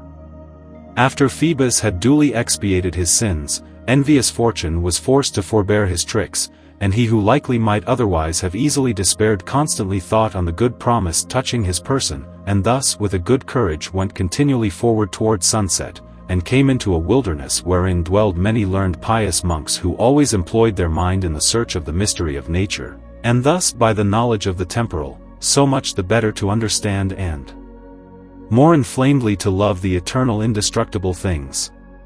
These expected the coming of the Holy Ghost who might impart the knowledge to them. And whilst they were once gathered into one, they saw Phoebus in his present form coming afar of who bare up the cross upright upon the forehead of his face. When they saw him they thought to themselves, This must needs be an holy man, and lover of God, who is so martyred for the name of Christ, and has imposed upon himself openly to bear about the mark of his Redeemer all the days of his life. Wherefore they all made haste unto Phoebus, and after they had well interrogated him, they understood that there must needs be some great mystery comprehended in this adventure, entreating Phoebus to stay with them during the time of his life, and fundamentally to inform them of his adventures. This he promised readily and did as they requested, and instructed and taught them the mysteries of nature, and he faithfully revealed unto them whatsoever was in the closet of nature which hath its being in the center of the world. But they were all fain to make a vow that they would reveal these communicated mysteries to no man. Here Fortune changed herself and Phoebus changed his name, naming himself the revived crossbearer. None whilst the revived crossbearer conversed in this world and quartered amongst the wise, they became from day to day more prudent and mighty, so that the princes and all the kings of the earth stood in fear of them. And that they might all have one head and lord, they elected the revived crossbearer their king by inheritance and guarded him so well that no stranger without their foreknowledge and will might see him, for they feared lest so mighty a monarch might be surprised and taken from them, or otherwise be injured. During the time that the revived crossbearer was king in Egypt there arose a terrible earthquake, so that the whole world was astonished thereat, yea all mines and caves of the earth fell together, and the cataracts of the world being stopped took another issue, from whence arose great necessity and affliction amongst the mountain gods, and a miserable lamentation was heard amongst the planets. For the court of Saturn was filled with an inexhaustible multitude of waters, the palace of Mars and Venus was so laid waste that the place where they were, could not be found. The caves and grottos together with the bath wherein Diana sojourned, were fallen together. And the springs soaked up Mercury toward the south, and Jupiter toward the west had suffered the most denniage, well knowing that they deserved such punishment in regard of their brother Phoebus, they all came to confession and said unanimously, Had we then afforded help and assistance to our brother the sun when Cupid by Diana, otherwise unfortunate, chased him from his throne, he might now have had power and money to build up the palaces, and to cause our shattered members to be cured. During the lamentation Mercury stood upright on high on his feet, and said, Dear brethren, there is a most mighty king chosen in Egypt whose wealth and understanding famed all the world over. The same is above all measure liberal and neighborly, wherefore I counsel you to dispatch me with my brother Saturn thither. For I know when he shall see the old man halting thus pitifully, he will then demand, Who is this honest reverend man? To whom I will then answer, Most invincible, most understanding and most gracious king, this old man is my true brother, there are yet 2 brethren and 1 sister beside, who encompassed with sadness stayed behind, which cannot yet bear thy countenance, and etc. All that Mercury proposed to his brethren in the aforesaid manner pleased them altogether very well, wherefore Mercury with Saturn must needs undertake the journey.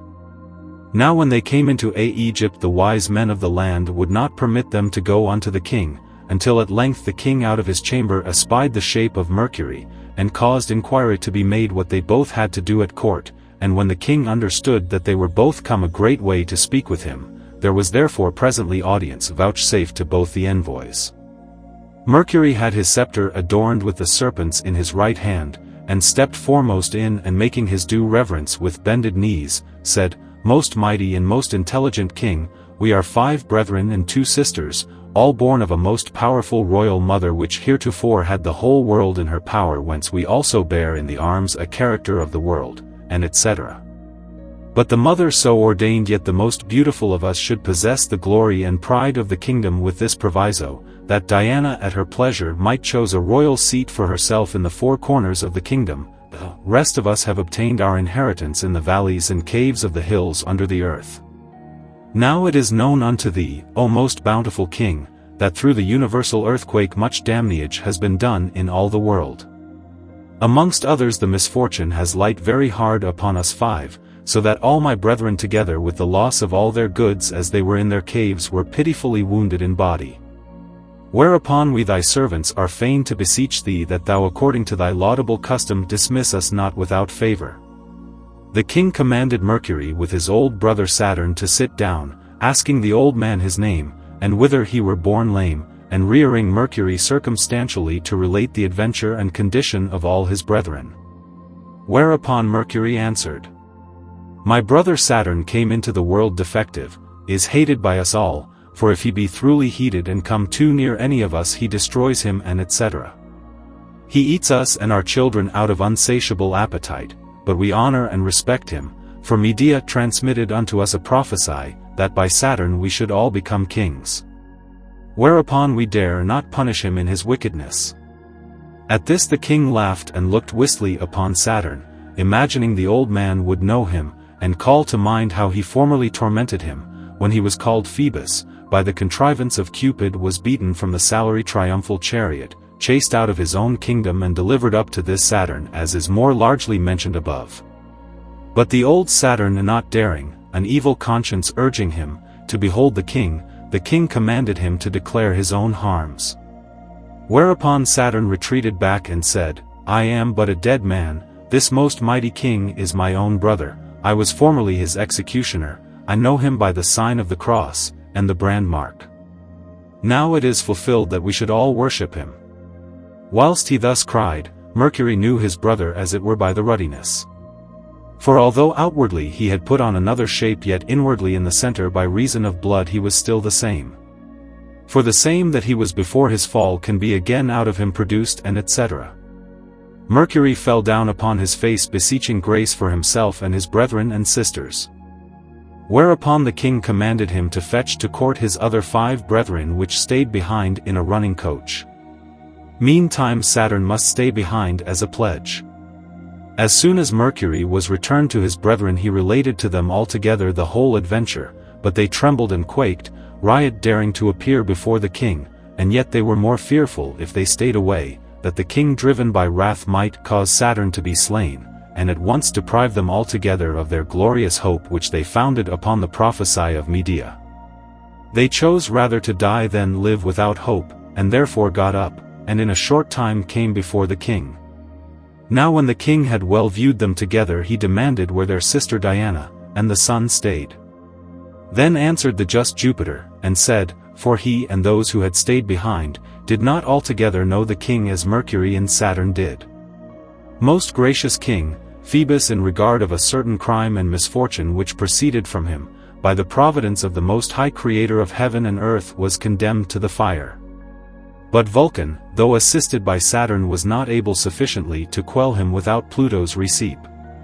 They indeed plagued and martyred Phoebus, that at last they grew weary themselves, whereupon the sentence was mitigated, and the same who was condemned to death, was only thrust out of his kingdom and brand-marked, and as we understand he passed over sea toward the sunset, and by a storm the ship was beaten to pieces against a rock, and the wild savages took him and burnt him alive in that fire which proceeds out of the mountain Etna. Diana the earthly moon, our dear sister, was in her sleep gotten with child by Cupid, and carried up to heaven, and with her kindred is become immortal, and that taken upon her the place of the sun. Now we had imagined by this Saturn thy brother to inherit the earthly kingdom, but it will not succeed with us, thy fortune subsists in the highest misfortune. Saturn is the greater in fortune, through him we must pass into the emendation and happiness. The king was pleased with the discourse and wisdom of Jupiter above them all, and said, the wickedness which ye executed upon your brother Phoebus sprung from the haughtiness of you all. For you endeavored to hinder and frustrate the providence of God, and the promises made to your brother, and yet by your own sinister action the predestination of your brother was promoted. For behold, all of ye, I your brother Phoebus am at present through my own backward fall and by divine providence to all your prophets turned into the true first matter and Saturn of the philosophers, whom hitherto ye have not known. What think ye now? Do ye imagine that your wickedness may remain unpunished? No, by no means. I have sworn that I would drink the blood of my brother and sister. For my sister Venus was massed guilty of, and the occasion of Diana's first getting with child, and that she was after qualified to bring forth in my chariot, a salary heir, who drove me and thrust me out of my kingdom whilst I was yet Phoebus, but at present I am a wonder above all wonders. And as he was about to explain himself he was changed before their eyes, as is to be read in the following chapter. Chapter 25. How the revived cross-bearer shewed himself in his former shape when Pluto with the hellish venom turned him into a three-headed worm, and how Vulcan delivered him from his curse and original sin, and anointed him with the blessed oil which Mercury brought with him for the health of his brethren, and inflamed him through the blood of Mars and Venus, so that he was reduced into a true universal most general medicine. As soon as the revived cross-bearer was resolved to satisfy justice he grew wrath in himself, and behold he stood in another shape, namely in the shape of the worm with three heads, which as is above mentioned comprehended in themselves the three principles, and by the manuals of Vulcan were revealed. For as soon as he the revived cross-bearer took upon him this shape, the well-experienced Vulcan appeared, and by his knowledge first revealed the salary sulfur, secondly its vitriolic salt, as also its own mercury, but the spot or curse of sin be separated, as a most rank poison, from the three principles, and when the first and the last, namely the sulfur and salt were cleansed, he dissolved them bath each in a several vessel in their proper mercury, and when they were become a liquor he united them both, and they mixed as water with another water, and became a mercurial water. But afterwards the sulfur became one with the body and began to take upon it an equal regiment, and to make the spirit bodify with a convenient fire, and at length most permanently to fix into the best medicine, at which many strange wonderful incredible beautiful colors appeared. Now after that all the colors were past, and a brownish red mass did unchangeably rest alone in the bottom of the glass, then the revived cross-bearer appeared in his banished shape, he opened the median vein of Mars and Venus, this blood he drank of, whereby his wrath was mitigated.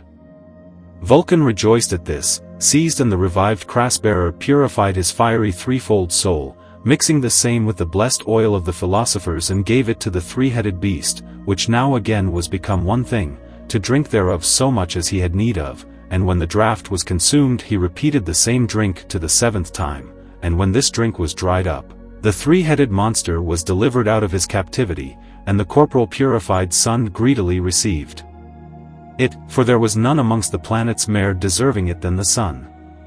Now when he had lain some time in the lodging with the sun, it was discovered all the world over that the massed mightiest sister of all the planets had entered upon his government, or he laid his fingers upon the wanton Venus, and behold presently her heart was moved with Mary Magdalene, and she was on a sudden changed by the power of the Most High Redeemer, and sparkleth like the sun.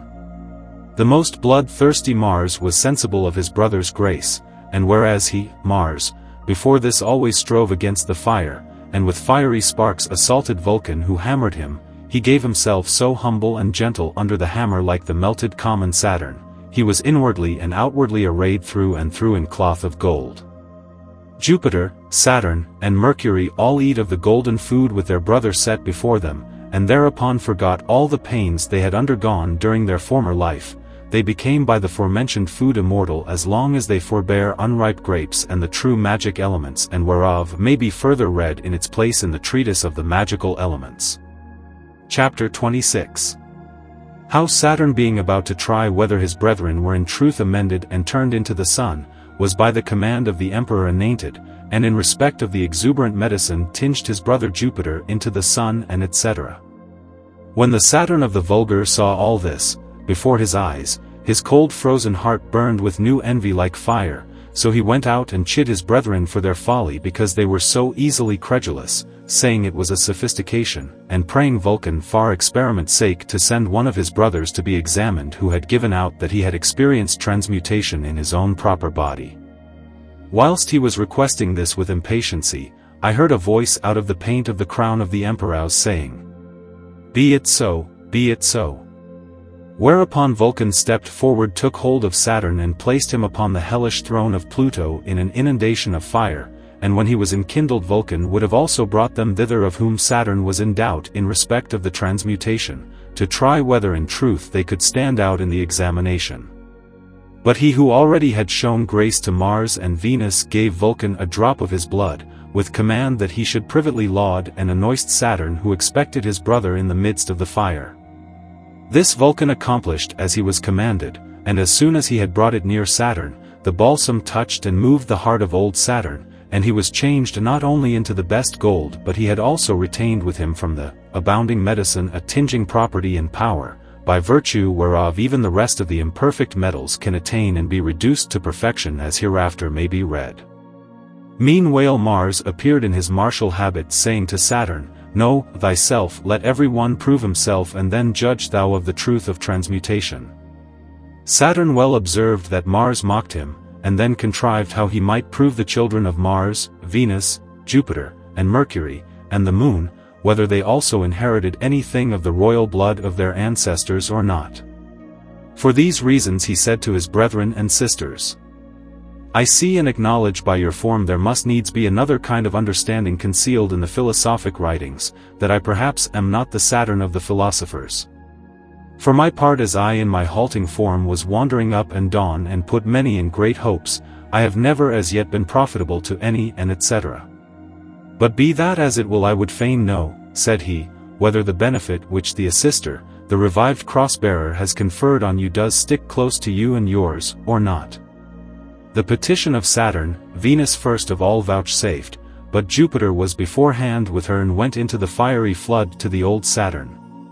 At his entrance they both weathered, breathed, and Jupiter through the abounding medicine which Vulcan had privily applied to Saturn, was touched, that he with his examination grew stiff in the fire. Vulcan spying this laughed heartily in the presence of all the planets, saying, "As I perceive Medea was not altogether out of her story when she gave so many and great hopes to the assembled stars in regard of Saturn. For he has tinged even Jupiter himself into the best gold."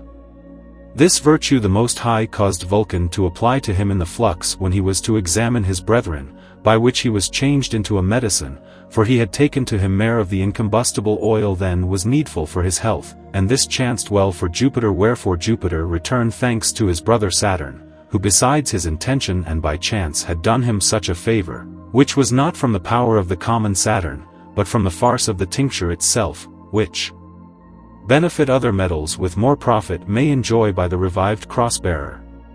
Chapter 27. How the two worlds strive one against another, and out of them as out of two contrary natures the spirit of Mercury is made.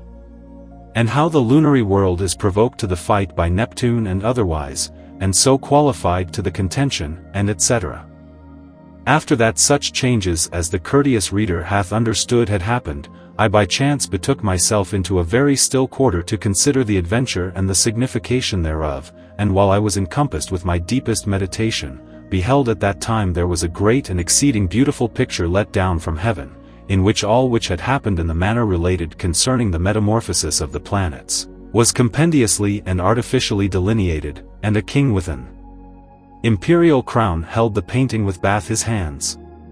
This king had his power in his voice, for he spake out of the point of his crown, and earnestly commanded me to copy the painting which he shewed me, and in its time to fasten it to a column which he would then shew me. He hardly made an end of speaking this when it became so dark that I was terrified thereat, and imagined no other but that the last day was come. Now being encompassed with very great anguish, whilst I was looking about how I might get out of this darkness, I saw on my right side a wonderful and terrible ensign, in heaven that had a shape like the world. Now as I was looking toward my left side I observed likewise another ensign which was in all things like the former, only one seemed nimbler than the other. But these worlds were by a peculiar wind driven one against the other as if there were an enmity to be brought to light between them.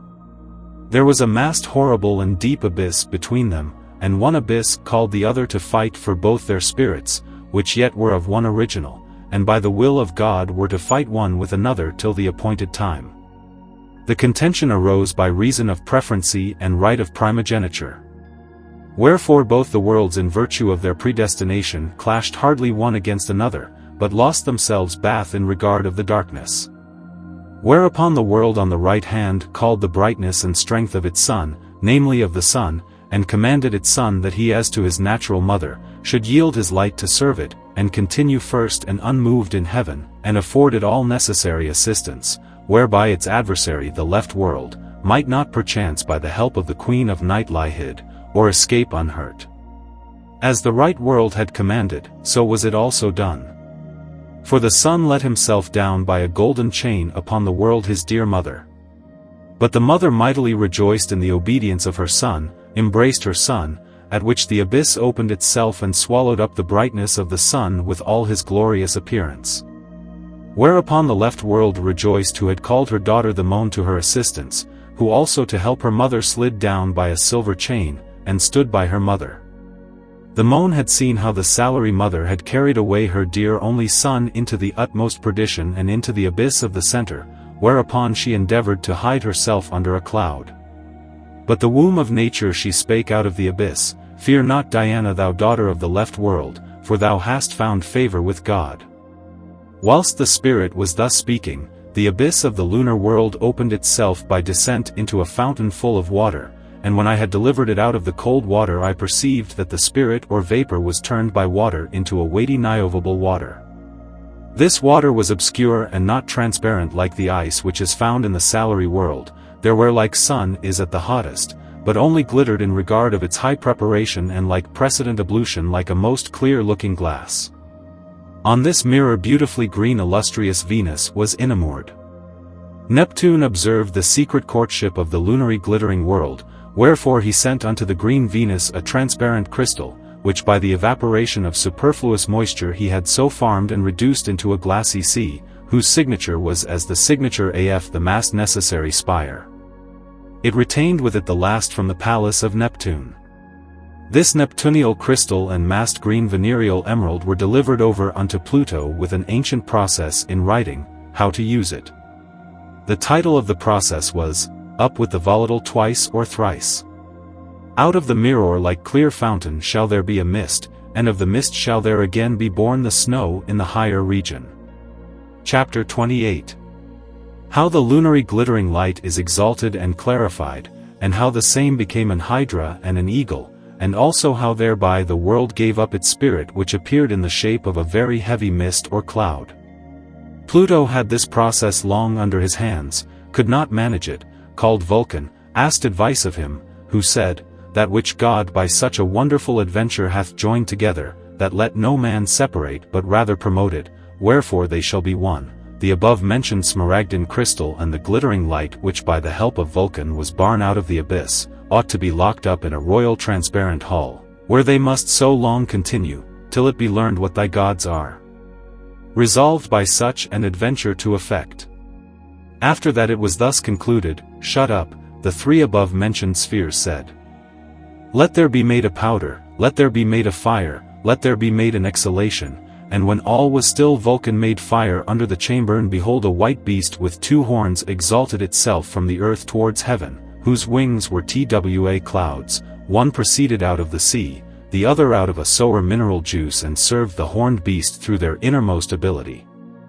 The clouds were the food of this beast, of which the beast ate so long until it became a very poisonous white hydra.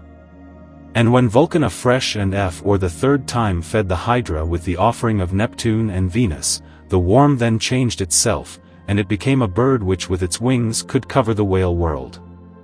It had its talons like an eagle far wide asunder, and bit with its beak upon the pavement, and with its talons seized on the world from the sunrising and sunsetting. And the world together with this flying venomous beast hid itself before my eyes, so that I could see no more but only a very heavy thick vapor. This moved itself by the benefit of Vulcan to climb on high, but the heaven hindered this, so that it was of necessity forced to pass sideways into the next cave, which had no issue, but the entrance well served it to go out at, and etc. Chapter 29. How out of the above-mentioned cloud the philosophic virgin is born, and how she distributes her milk and blood for the comfort of the needy. And also how to bring the soul into the metallic body, namely salt, and etc. When this cloud was past, I saw a beautiful white virgin ascending from the earth, which pressed her breasts and made out of her virgin milk a wholesome butter, wherewith she purposed to restore life to the dead. For she cried with a shrill voice, Die ye living, arise ye dead.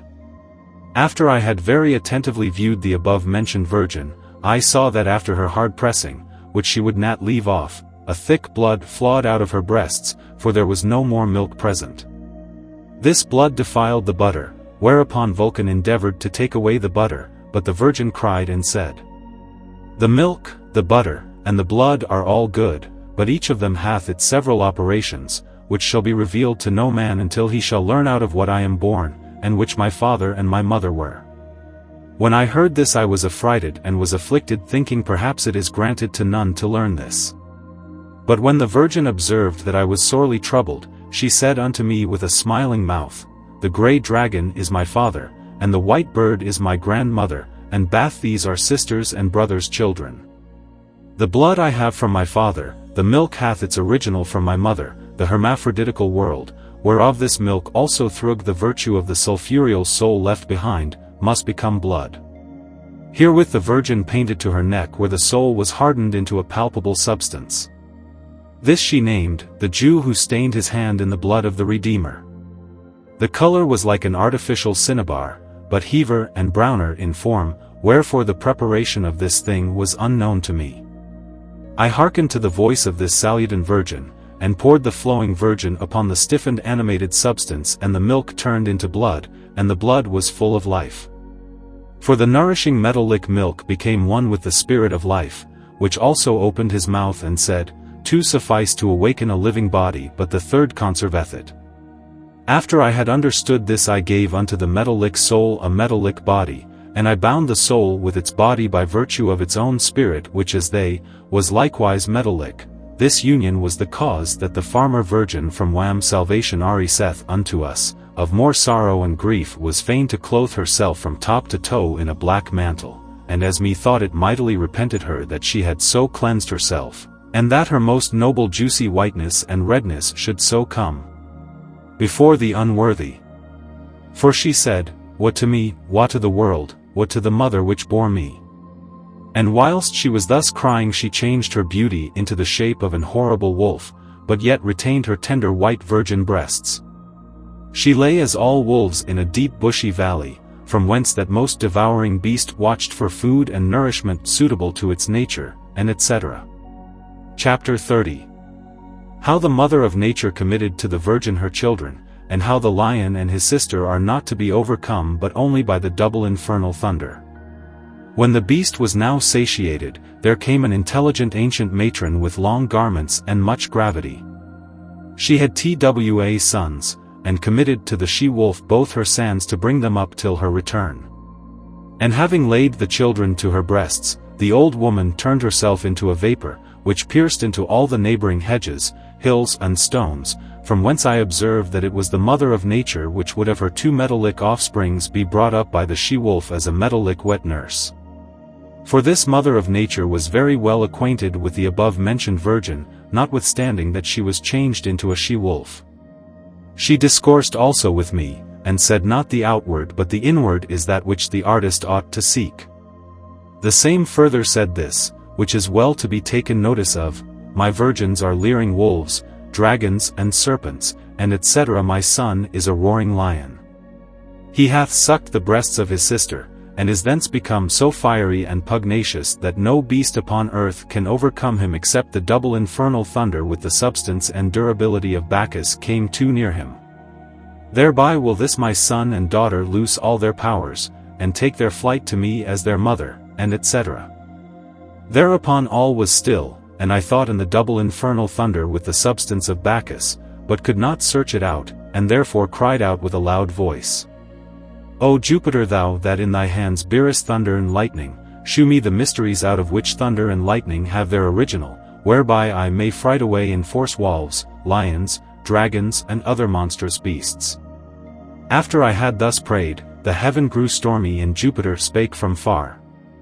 2 contrary things are known by last and small, when 2 contrary spirits fight one with another then arises a great tumult in the circumjacent air.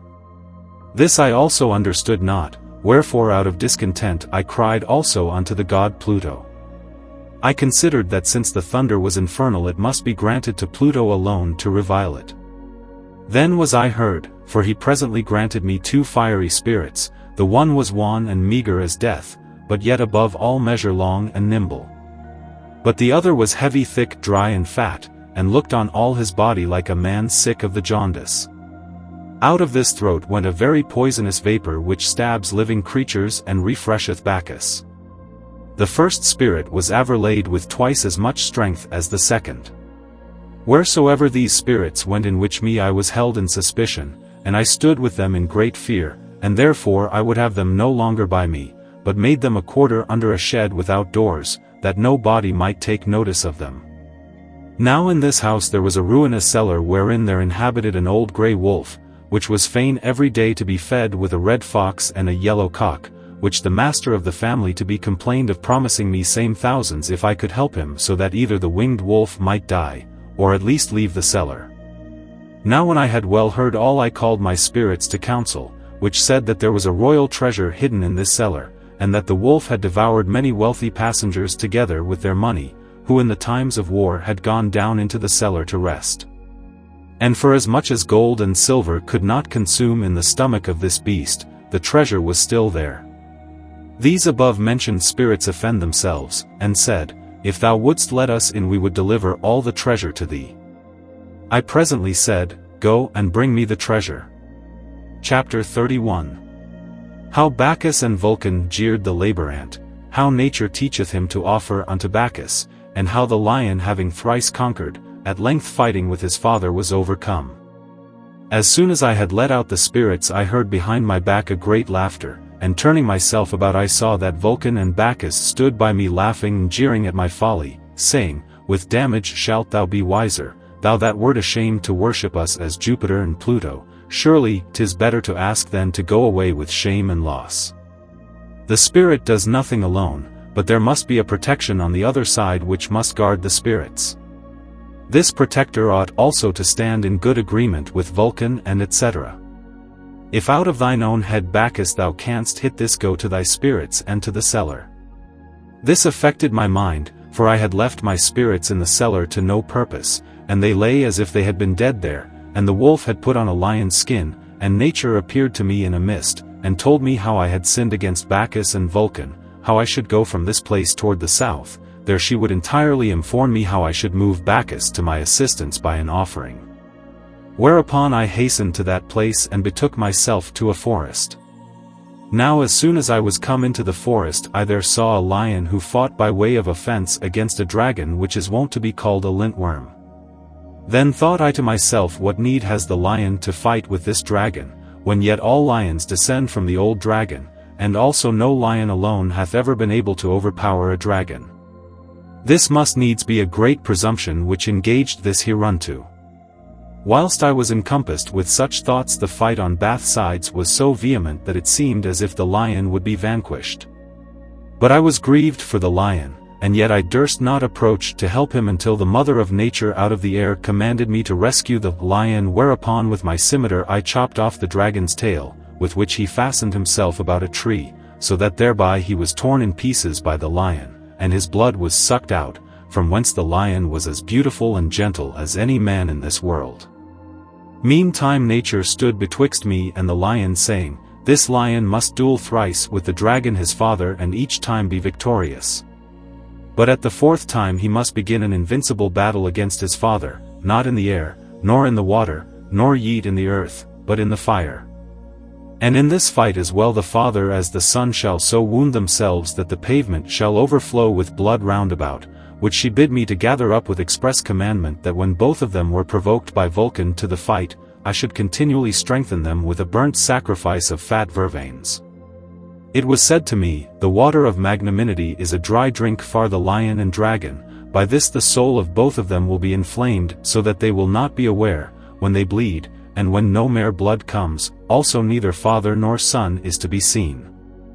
Then take it again, mix and melt, then, all is open. Separate the extremes, and take heed that you conserve the life of the third, for two have the third very subtle in them.